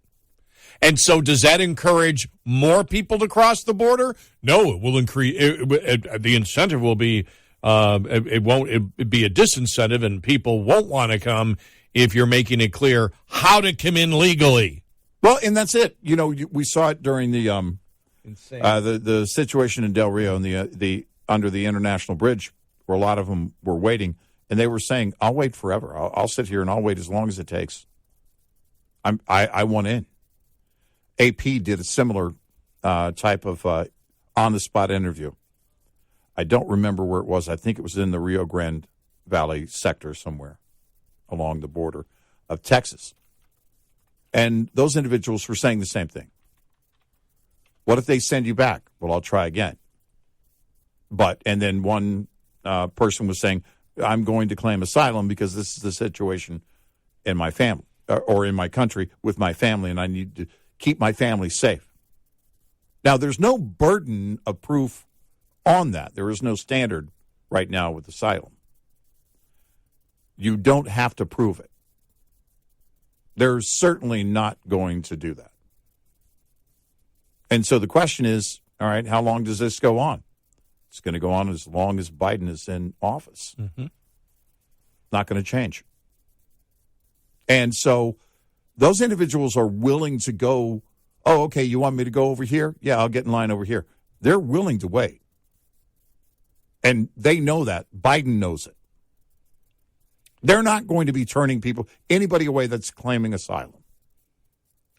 I was going to say, I'm going to say this for one last time, but that wouldn't be true because I'll be repeating it now for the next couple of years.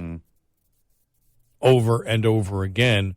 We're in this situation because this was the plan of the Biden administration. Mm-hmm. This isn't because they can't handle what's going on at the border due to circumstances that were unavoidable. They created this problem. Why? They want this problem. Mm-hmm. They're actually getting what they want right now. Yep.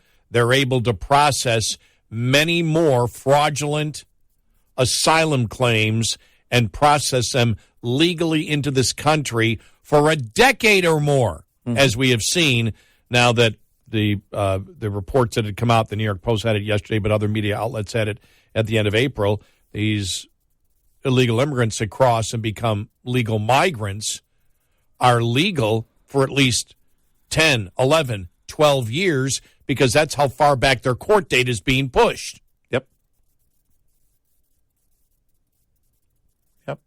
Yep. You push it down the road. And it's exactly what the Democratic Party wants. Exactly what they want. Mm-hmm. They don't care what the border towns, border states, and even non-border states are going through right now.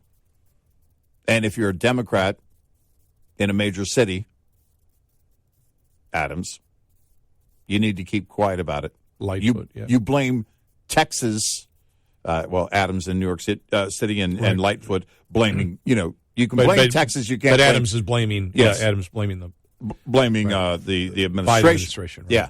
So you can blame the states that are led by Republicans. Don't you dare blame this administration, who's actually in charge of it. 866-90 Red Eye. We'll be right back with more Red Eye Radio with Eric Harley and Gary McNamara.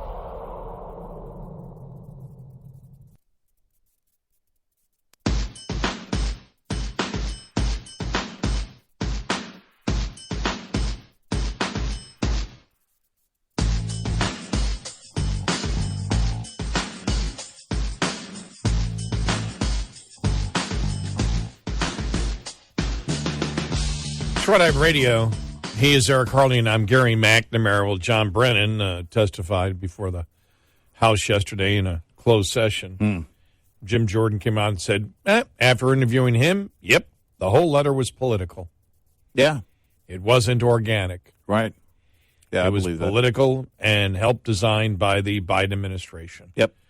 Or the Biden campaign. Campaign at the time, yeah. Right. Yeah. And so we'll get to that. Jobless claims rise sharply to the highest level since 2021. And Kevin McCarthy said he's going to call Director Wray at the FBI about getting that. The document? Yeah, document. Yeah. Well, I mean, I think that there has to be this effort, and we wondered, all right, well then what about the next step? What about oversight being able to see it without the public being able to see it? They can be our eyes behind closed doors. Something like that going to be acceptable? I think the FBI is going to react the same way. No. The answer is no. Haven't been able to find an editorial yet blasting the Republicans and saying there's nothing on Joe Biden. Mm-hmm. Yeah, from anybody on the left. Yeah. No, I haven't seen one. I'm going through here just all the different editorials here from the last day now. Yeah. Still nothing. Still nothing. And I'm guessing they're just thinking this will go away. It's not going away. No, it's not. No.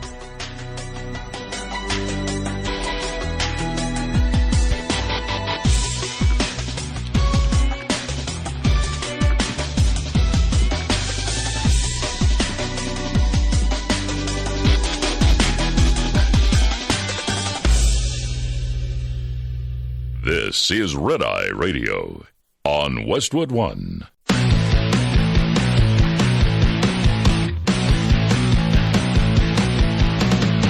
Now, it's Red Eye Radio. Gary McNamara and Eric Harley talk about everything from politics to social issues and news of the day. Whether you're up late or you're just starting your day, welcome to the show. From the Uniden America Studios, this is Red Eye Radio. All across the USA and around the world, we are Red Eye Radio. We, Eric Harley over there. Hello. Gary McNamara, all present and or accounted for, sitting here. We are. Ready to go.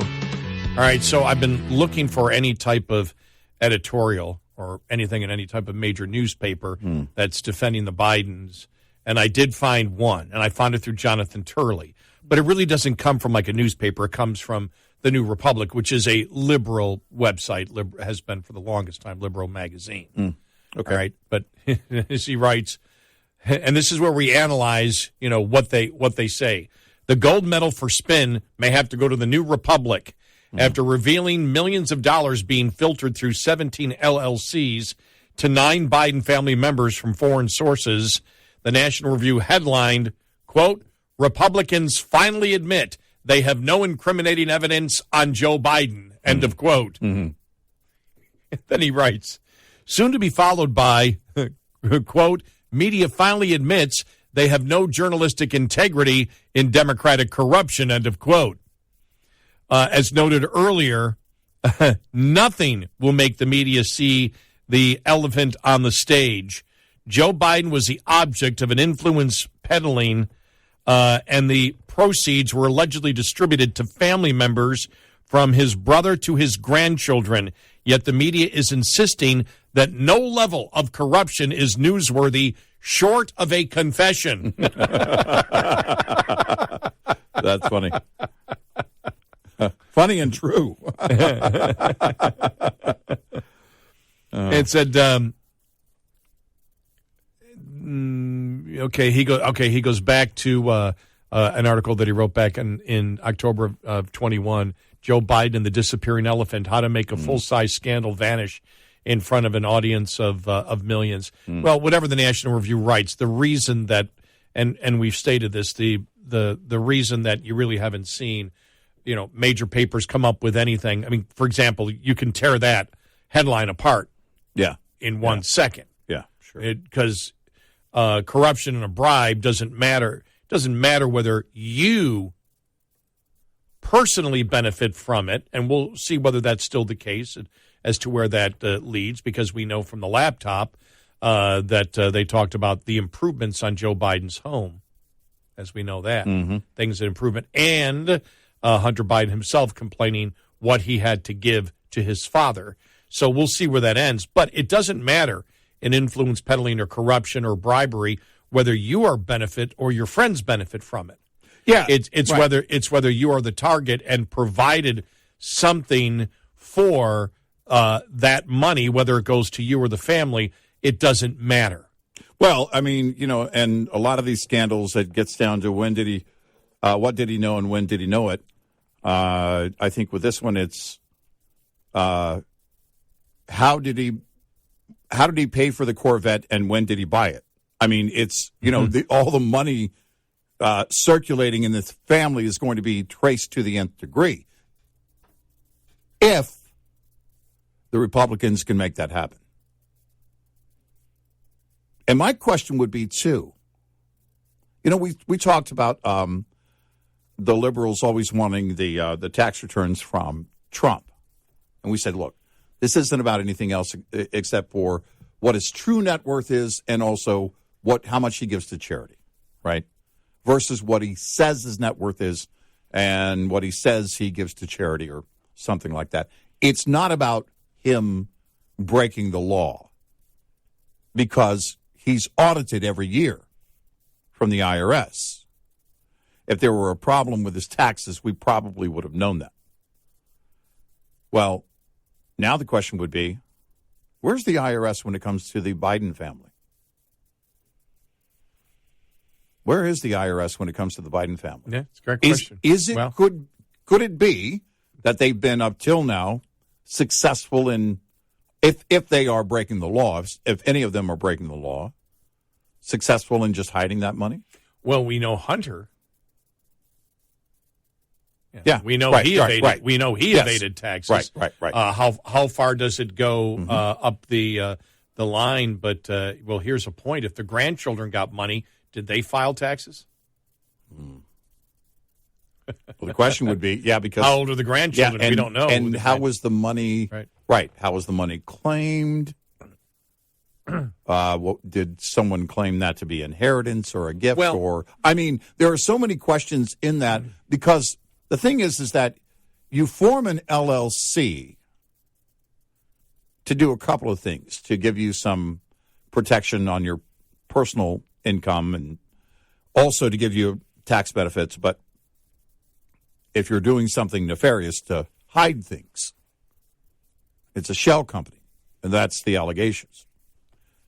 So the question would be, all right, then with those LLCs, where's the IRS on those other family members and any money that was moving in accounts? If there were so many of those SARS reports, then what do we know about the IRS? Now, I know we have, right now, a couple of whistleblowers on the front, but the IRS whistleblower and then the other whistleblower, and the question would be, what might we learn? Because in an era when Janet Yellen is saying, well, we need to be looking at everybody's money apps and $600 deposits. You're right. Yep. And everything else because the rich people are getting away with it. Were there $600 deposits made to the Biden family? Right. Oh, I love this.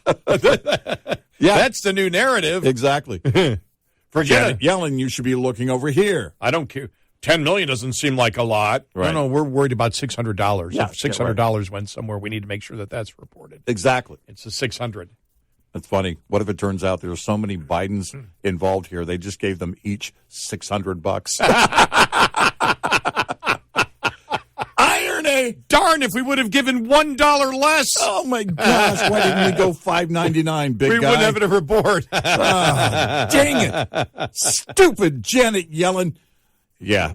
Those are the questions in my mind is that, all right, because it could be that they were, if any criminal wrongdoing is going on that level, then it could be that they're just have been successful up to this point. Look, SBF, when you look at the insanity of SBF or anything with Elizabeth Holmes and all that, and you talk about how people behave and vetting things, we're not on that level. So the people that are involved in it, you would think that they vet those situations to a greater extent, but that's not always the case. That you look at everything that came down with Sam Bankman-Fried and what's going on with crypto in general, but really that case, Elizabeth Holmes, and all of that. And she says she wants to make a comeback. Oh, did you see the bizarre? We didn't talk about it. No, we didn't. The bizarre story, I think it was from last weekend or the beginning of the week, and I'll get it from the New York Times. She wants to be called Liz, and she's saying now that Elizabeth Holmes was just a character she was playing. The person that wrote this for the New York Times, it was a big article. I think New York Post said it was 190. Was it 95? No, 95 paragraphs. I didn't count the paragraphs, by the way, and I didn't read the whole thing. But I was reading the teardown of it. The other media were tearing it down. And she's not, according to and they don't have audio. They have one picture of her that I saw that the New York Times took, maybe a couple more, but no audio of Elizabeth Holmes. I'm sorry, Liz Holmes. She's not wearing the makeup. Her hair is different. She's not talking in the weird, deep voice that she was talking in. She's talking in a very normal voice. And now she's saying, because they mentioned the movie, what do you think about this movie star that's going to play you? And she says, well, they would be playing a character that I was playing. It was just a character. So can you identify as somebody else now? I guess so. I'm not going to prison. That was the character. I don't identify as that Maybe person. that's how she got it delayed. Wow, that was the character. She was supposed to report for prison. Her lawyers actually had that delayed.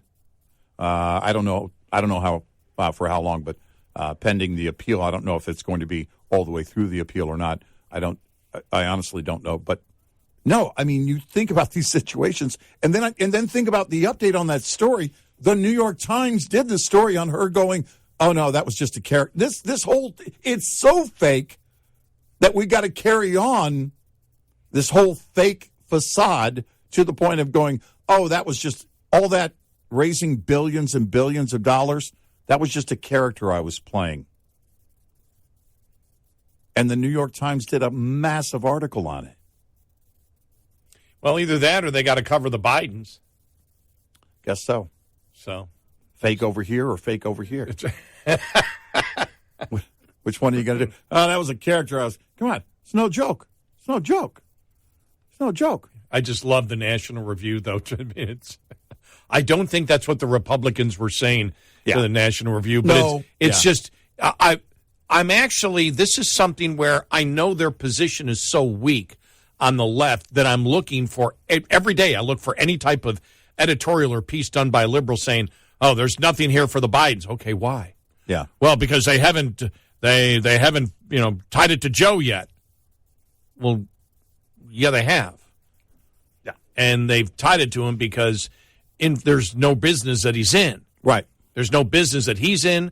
In fact, this makes it look worse, as we have said, because the LLC, people went, well, what's that? That's a corporation they're setting up. Mm-hmm. In fact, it stands for Limited Liability Company. Exactly. So they're setting up companies. So these companies exist to do what? Transfer money. Right. Well, that immediately sets off signals. That would set off a signal from every prosecutor in the United States. And all those were created, according to Byron Donalds and the GOP. They were created during his time in office as VP. Right, exactly. And those are the family ones that were set up. Right. Well, what business are they in? So to sit there and say there's nothing here, there's nothing here. Well, of course, you're not ignoring. Jonathan Turley says the elephant on the stage. We say the blue whale pod in the living room. Yeah, pod because it's much bigger. Pod meaning multiple blue whales. Yes.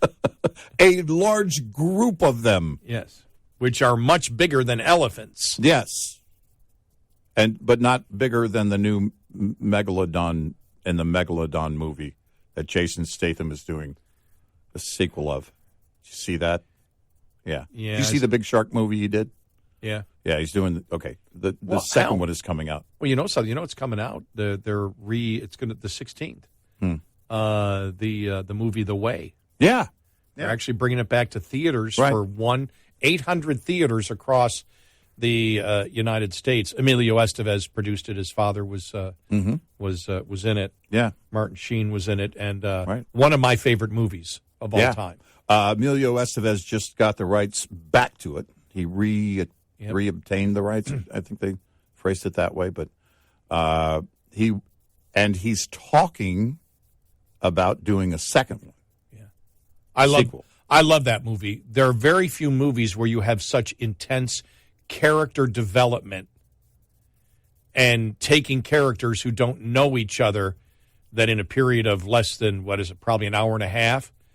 That these people bond and you view it as a legitimate bond that will basically last forever. And the underlying tone throughout the movie of faith. Yes. Yeah. And, searching for faith. But it is, wow, it may seem dated watching it now, right? Not for me. Not for me, no. Compared to where we were in the world, we got to keep in mind his dad, Martin Sheen.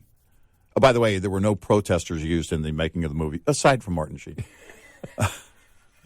But it is a good movie, and I think if, you're a person of faith, it is something you should watch. Yeah, I mean, there's some great discussions in the movie. I think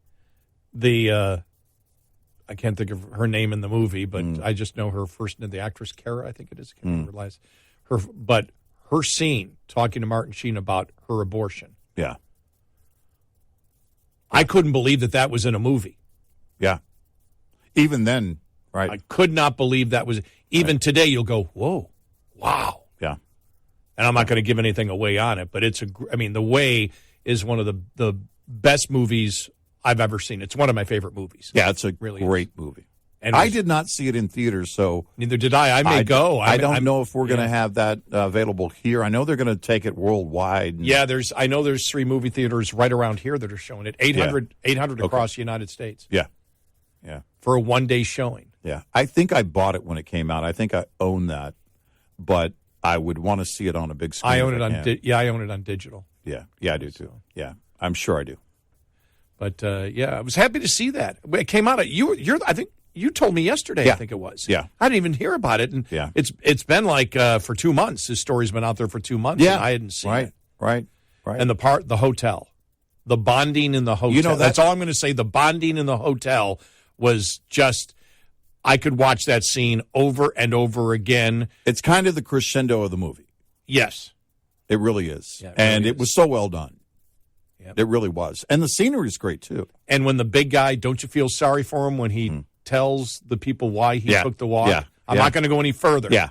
But you actually feel so when he gives the real reason why you actually go, oh. Right. And I'll say this, it has to do with sex, but I'm not going to go in. I don't want to give it away because it actually is that kind of moment where you go, oh, and you feel so sorry for him. Yeah. It is a very human and realistic movie. It was done. The dialogue was written and delivered the way people talk or today should still be communicating. Yeah, I agree. It really is a great movie in that way. 866-90 Red Eye. Hi, I'm Jen Loomis, a transport safety expert at J.J. Keller, and I'm here to share a tip on compliance, safety, accountability. Compliance, Safety, Accountability, or CSA, is the FMCSA Safety, Compliance, and Enforcement Program. Its goal is to hold motor carriers and drivers accountable for highway safety and to reduce crashes, injuries, and fatalities on our roads. CSA does this by assessing the safety performance of motor carriers and drivers based on data collected during roadside inspections, crash reports, and FMCSA investigations. Based on the data that is compiled, motor carriers are assigned a score. The carrier is then grouped with other carriers who have had a similar number of safety events. Carrier scores within the group are then ranked to determine intervention priority. Low scores are better, so carriers with the highest scores are those that are most likely to be targeted for intervention by the FMCSA. Interventions range in severity and may include warning letters, roadside, off-site, or on-site inspections, civil penalties, or operation out-of-service orders. This tip was brought to you by J.J. Keller & Associates. Visit us at jjkeller.com. Coming up, more with Gary McNamara and Eric Harley. It's Red Eye Radio.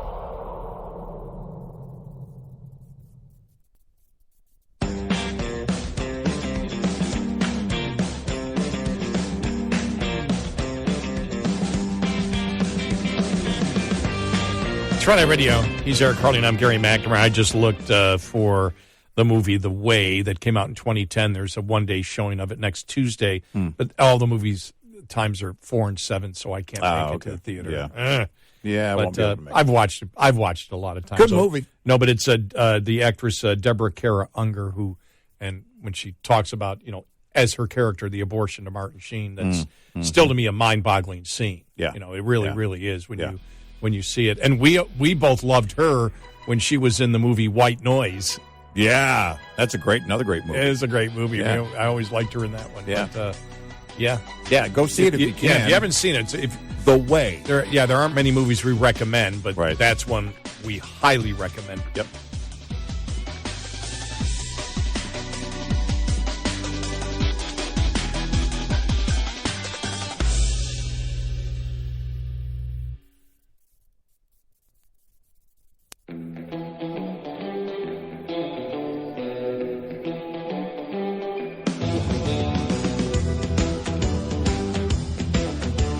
You're listening to Red Eye Radio from the Uniden America Studios.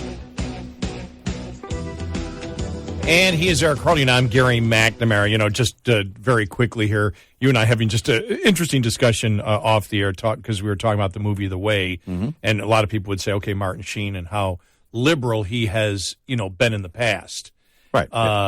And, when I first saw the movie, and I can't remember, somebody recommended, I go, Martin Sheen's in it, oh, come on. And you're amazed how much faith is in the movie. Yeah. Because you just don't expect it, and I knew he was Catholic, and I knew that the claim was that he embraced Catholicism. And so you're like, okay, and when you see it, you're actually, knowing what his politics are, you're really surprised. I've often thought, though, Martin Sheen, especially a 60s liberal that he was, I've often thought, though, he's somebody you could actually talk to. And I really wonder what he thinks about the identity politics of the Democratic Party today, what he thinks about the liberal transgender activist movement, what he thinks about critical race theory. Is he an old liberal? And we've talked about this before, the old liberal versus the new liberal, and I don't know. I don't know. But when they did that movie, they went on a bus and they sold it. They went church to church to church to church to church. Yeah. That's how they sold that movie. Mm-hmm. Mm-hmm. They got on a bus and they went across the country. Yeah. And I think it did probably cost, I don't know how many, maybe $3-4 million to make.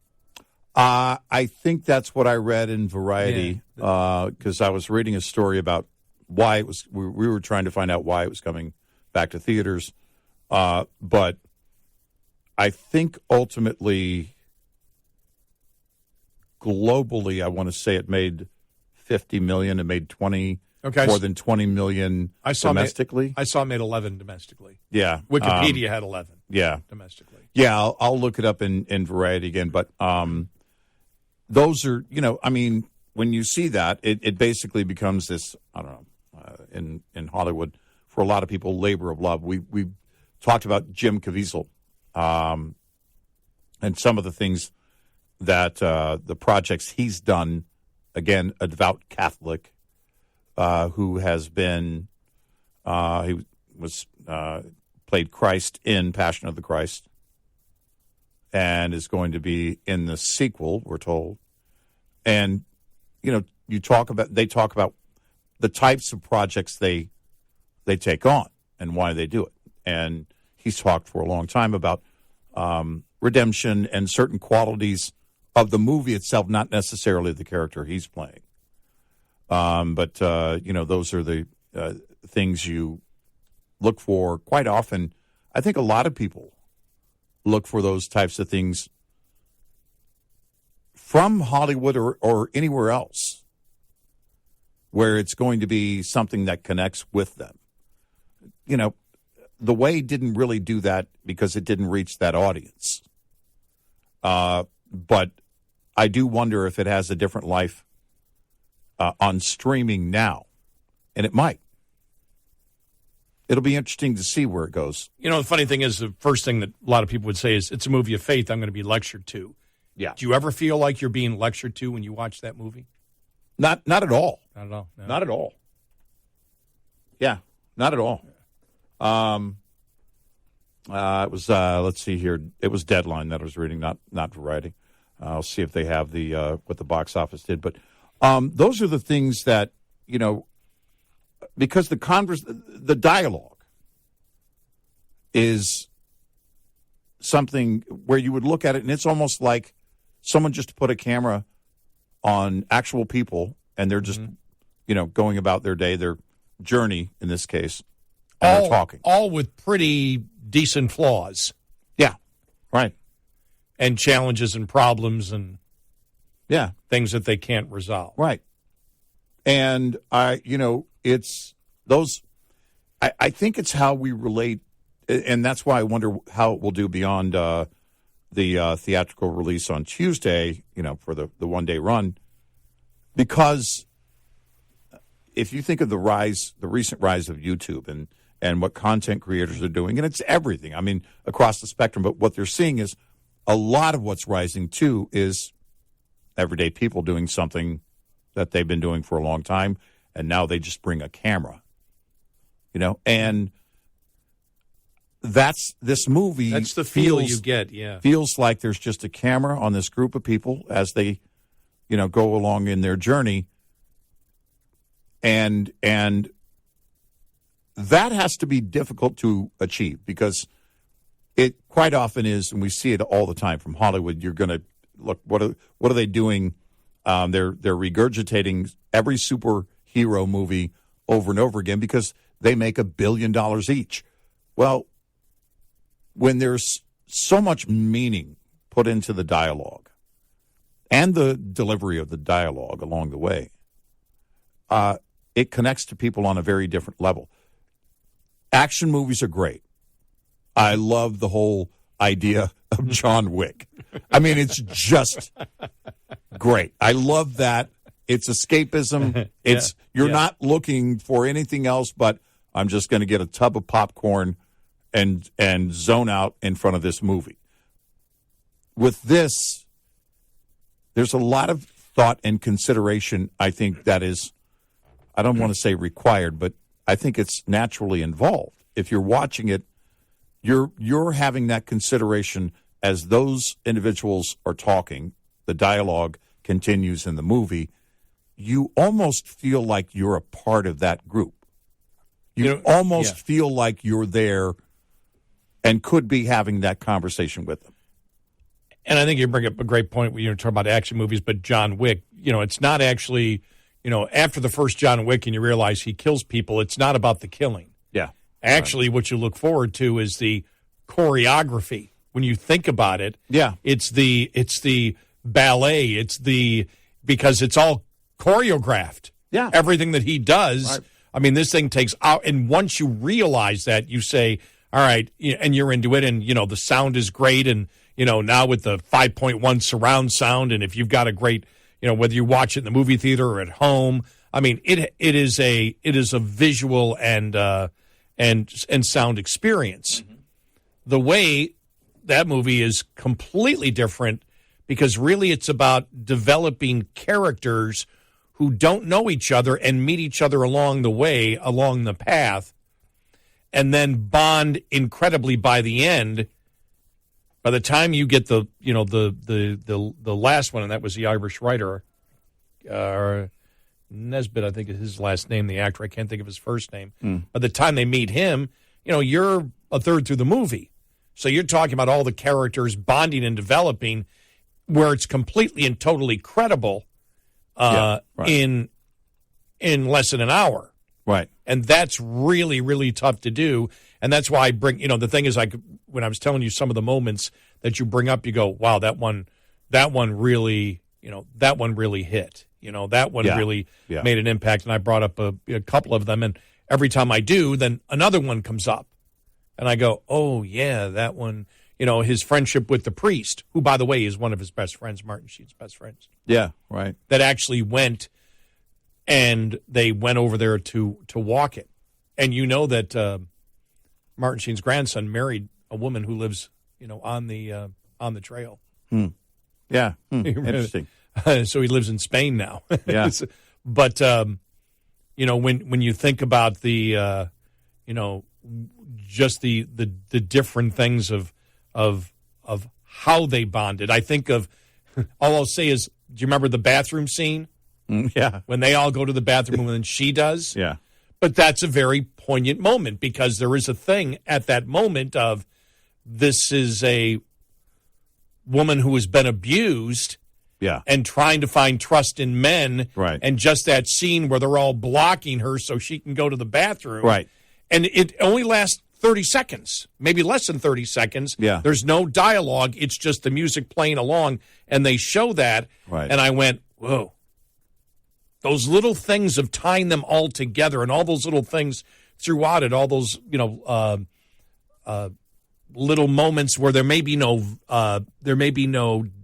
dialogue. Right. It's just music, and it's what they're doing at that time that bonds them all the way along it. And I just look at Emilio Estevez there and just say, what a great director for figuring all this out and putting it together where it all flows like that, where you can bond these people who are completely strangers, really don't like each other. Right. When you think about it. Mm-hmm. Martin Sheen in the beginning doesn't like her. Mm-hmm. Yost is a bother, like, just get away from me, leave me alone. Right. And the guy who's the Irish writer, it's just like, you're off. And who then wants to write about him and, about his journey. And Martin Sheen's like, no way. He didn't like anybody. Yeah. And they all, and to do that and piece it together, that's what I view as a genius of that directing of him. Yeah. I like analyzing movies from the director point of view that isn't an action movie, because there aren't really a lot of movies that don't have a lot of action, and there is some action in this. Well, with John Wick 1, it was, why did he kill so many people? With after John Wick 4, it was, why didn't he kill more people? And and the thing is that you can laugh, and it kind of is part of the point. It's supposed to be over the top. It is very comic bookish, but when you have a movie, and those are the things too, is that there are a lot of things that are out there that just have so many different elements to them and different messages to them. You mentioned it not being preachy. Well, that the movie The Way when it's as it's presented doesn't feel intrusive or going in one direction in any way, one way or the other. And yet it's still compelling. Yeah. That to me is, it is impossible to do because you're doing that not just through dialogue, but as you mentioned, through scenes and demonstrating in that moment. Far beyond chivalry, it's those characters being protective of her in that moment, but also of one another, understanding end, what each of them have gone through and what they're learning about each other and respecting their past. The drunk scene is a great scene. Yeah. Not actually. Yeah. The funny thing is, the drunk scene itself is extremely, it bothers the daylights out of you when it happens. Yeah. But then how it resolves the next morning when he gets bailed out. Yeah. There was redemption from it. Right. Then that continues the bonding of the group, but it's very uncomfortable watching Martin Sheen, the drunk, lose it with the rest of the people, getting on basically his high horse about how their lives all suck. Right, yeah. But a great movie. But, so I know we normally don't do this, but there are very few movies that I feel are of that kind of quality. Well, and I think especially today, I find myself more and more looking for certain things. I follow certain comedians. I love comedy. I follow certain comedians, and a lot of them are, a lot of the comedians are just really about, let's have some fun on stage. Let's have some fun, not be, throwing a message one way or the other. Let's just have some fun. And there are some great comedians who do that.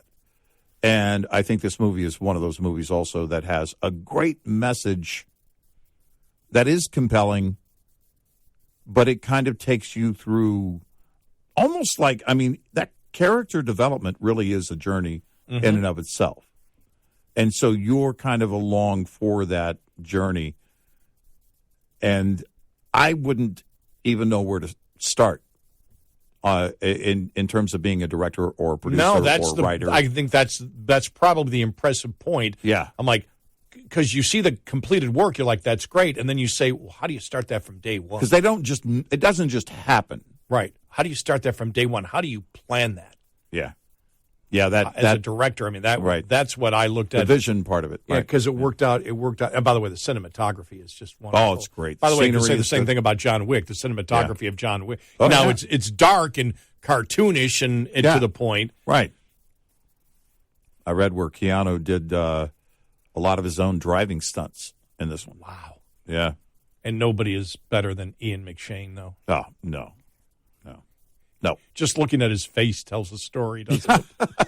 It really does. Yeah. And I don't care whether it was that or We Are Marshall. He was in We Are Marshall, too. Yeah. You look at his the expression. His face is just, his face can be dialogue. Yes, exactly. 866-90-RED-EYE. Lines open for your calls. 866-90-RED-EYE on Red Eye Radio.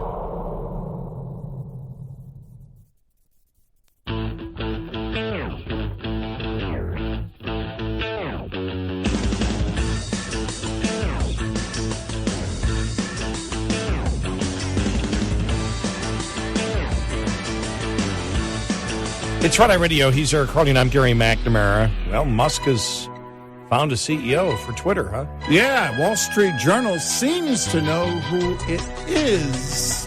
She is now in charge of advertising at NBC, but according to the Wall Street Journal sources, she will be the next CEO, and her name being Linda Yaccarino. This is Red Eye Radio on Westwood One.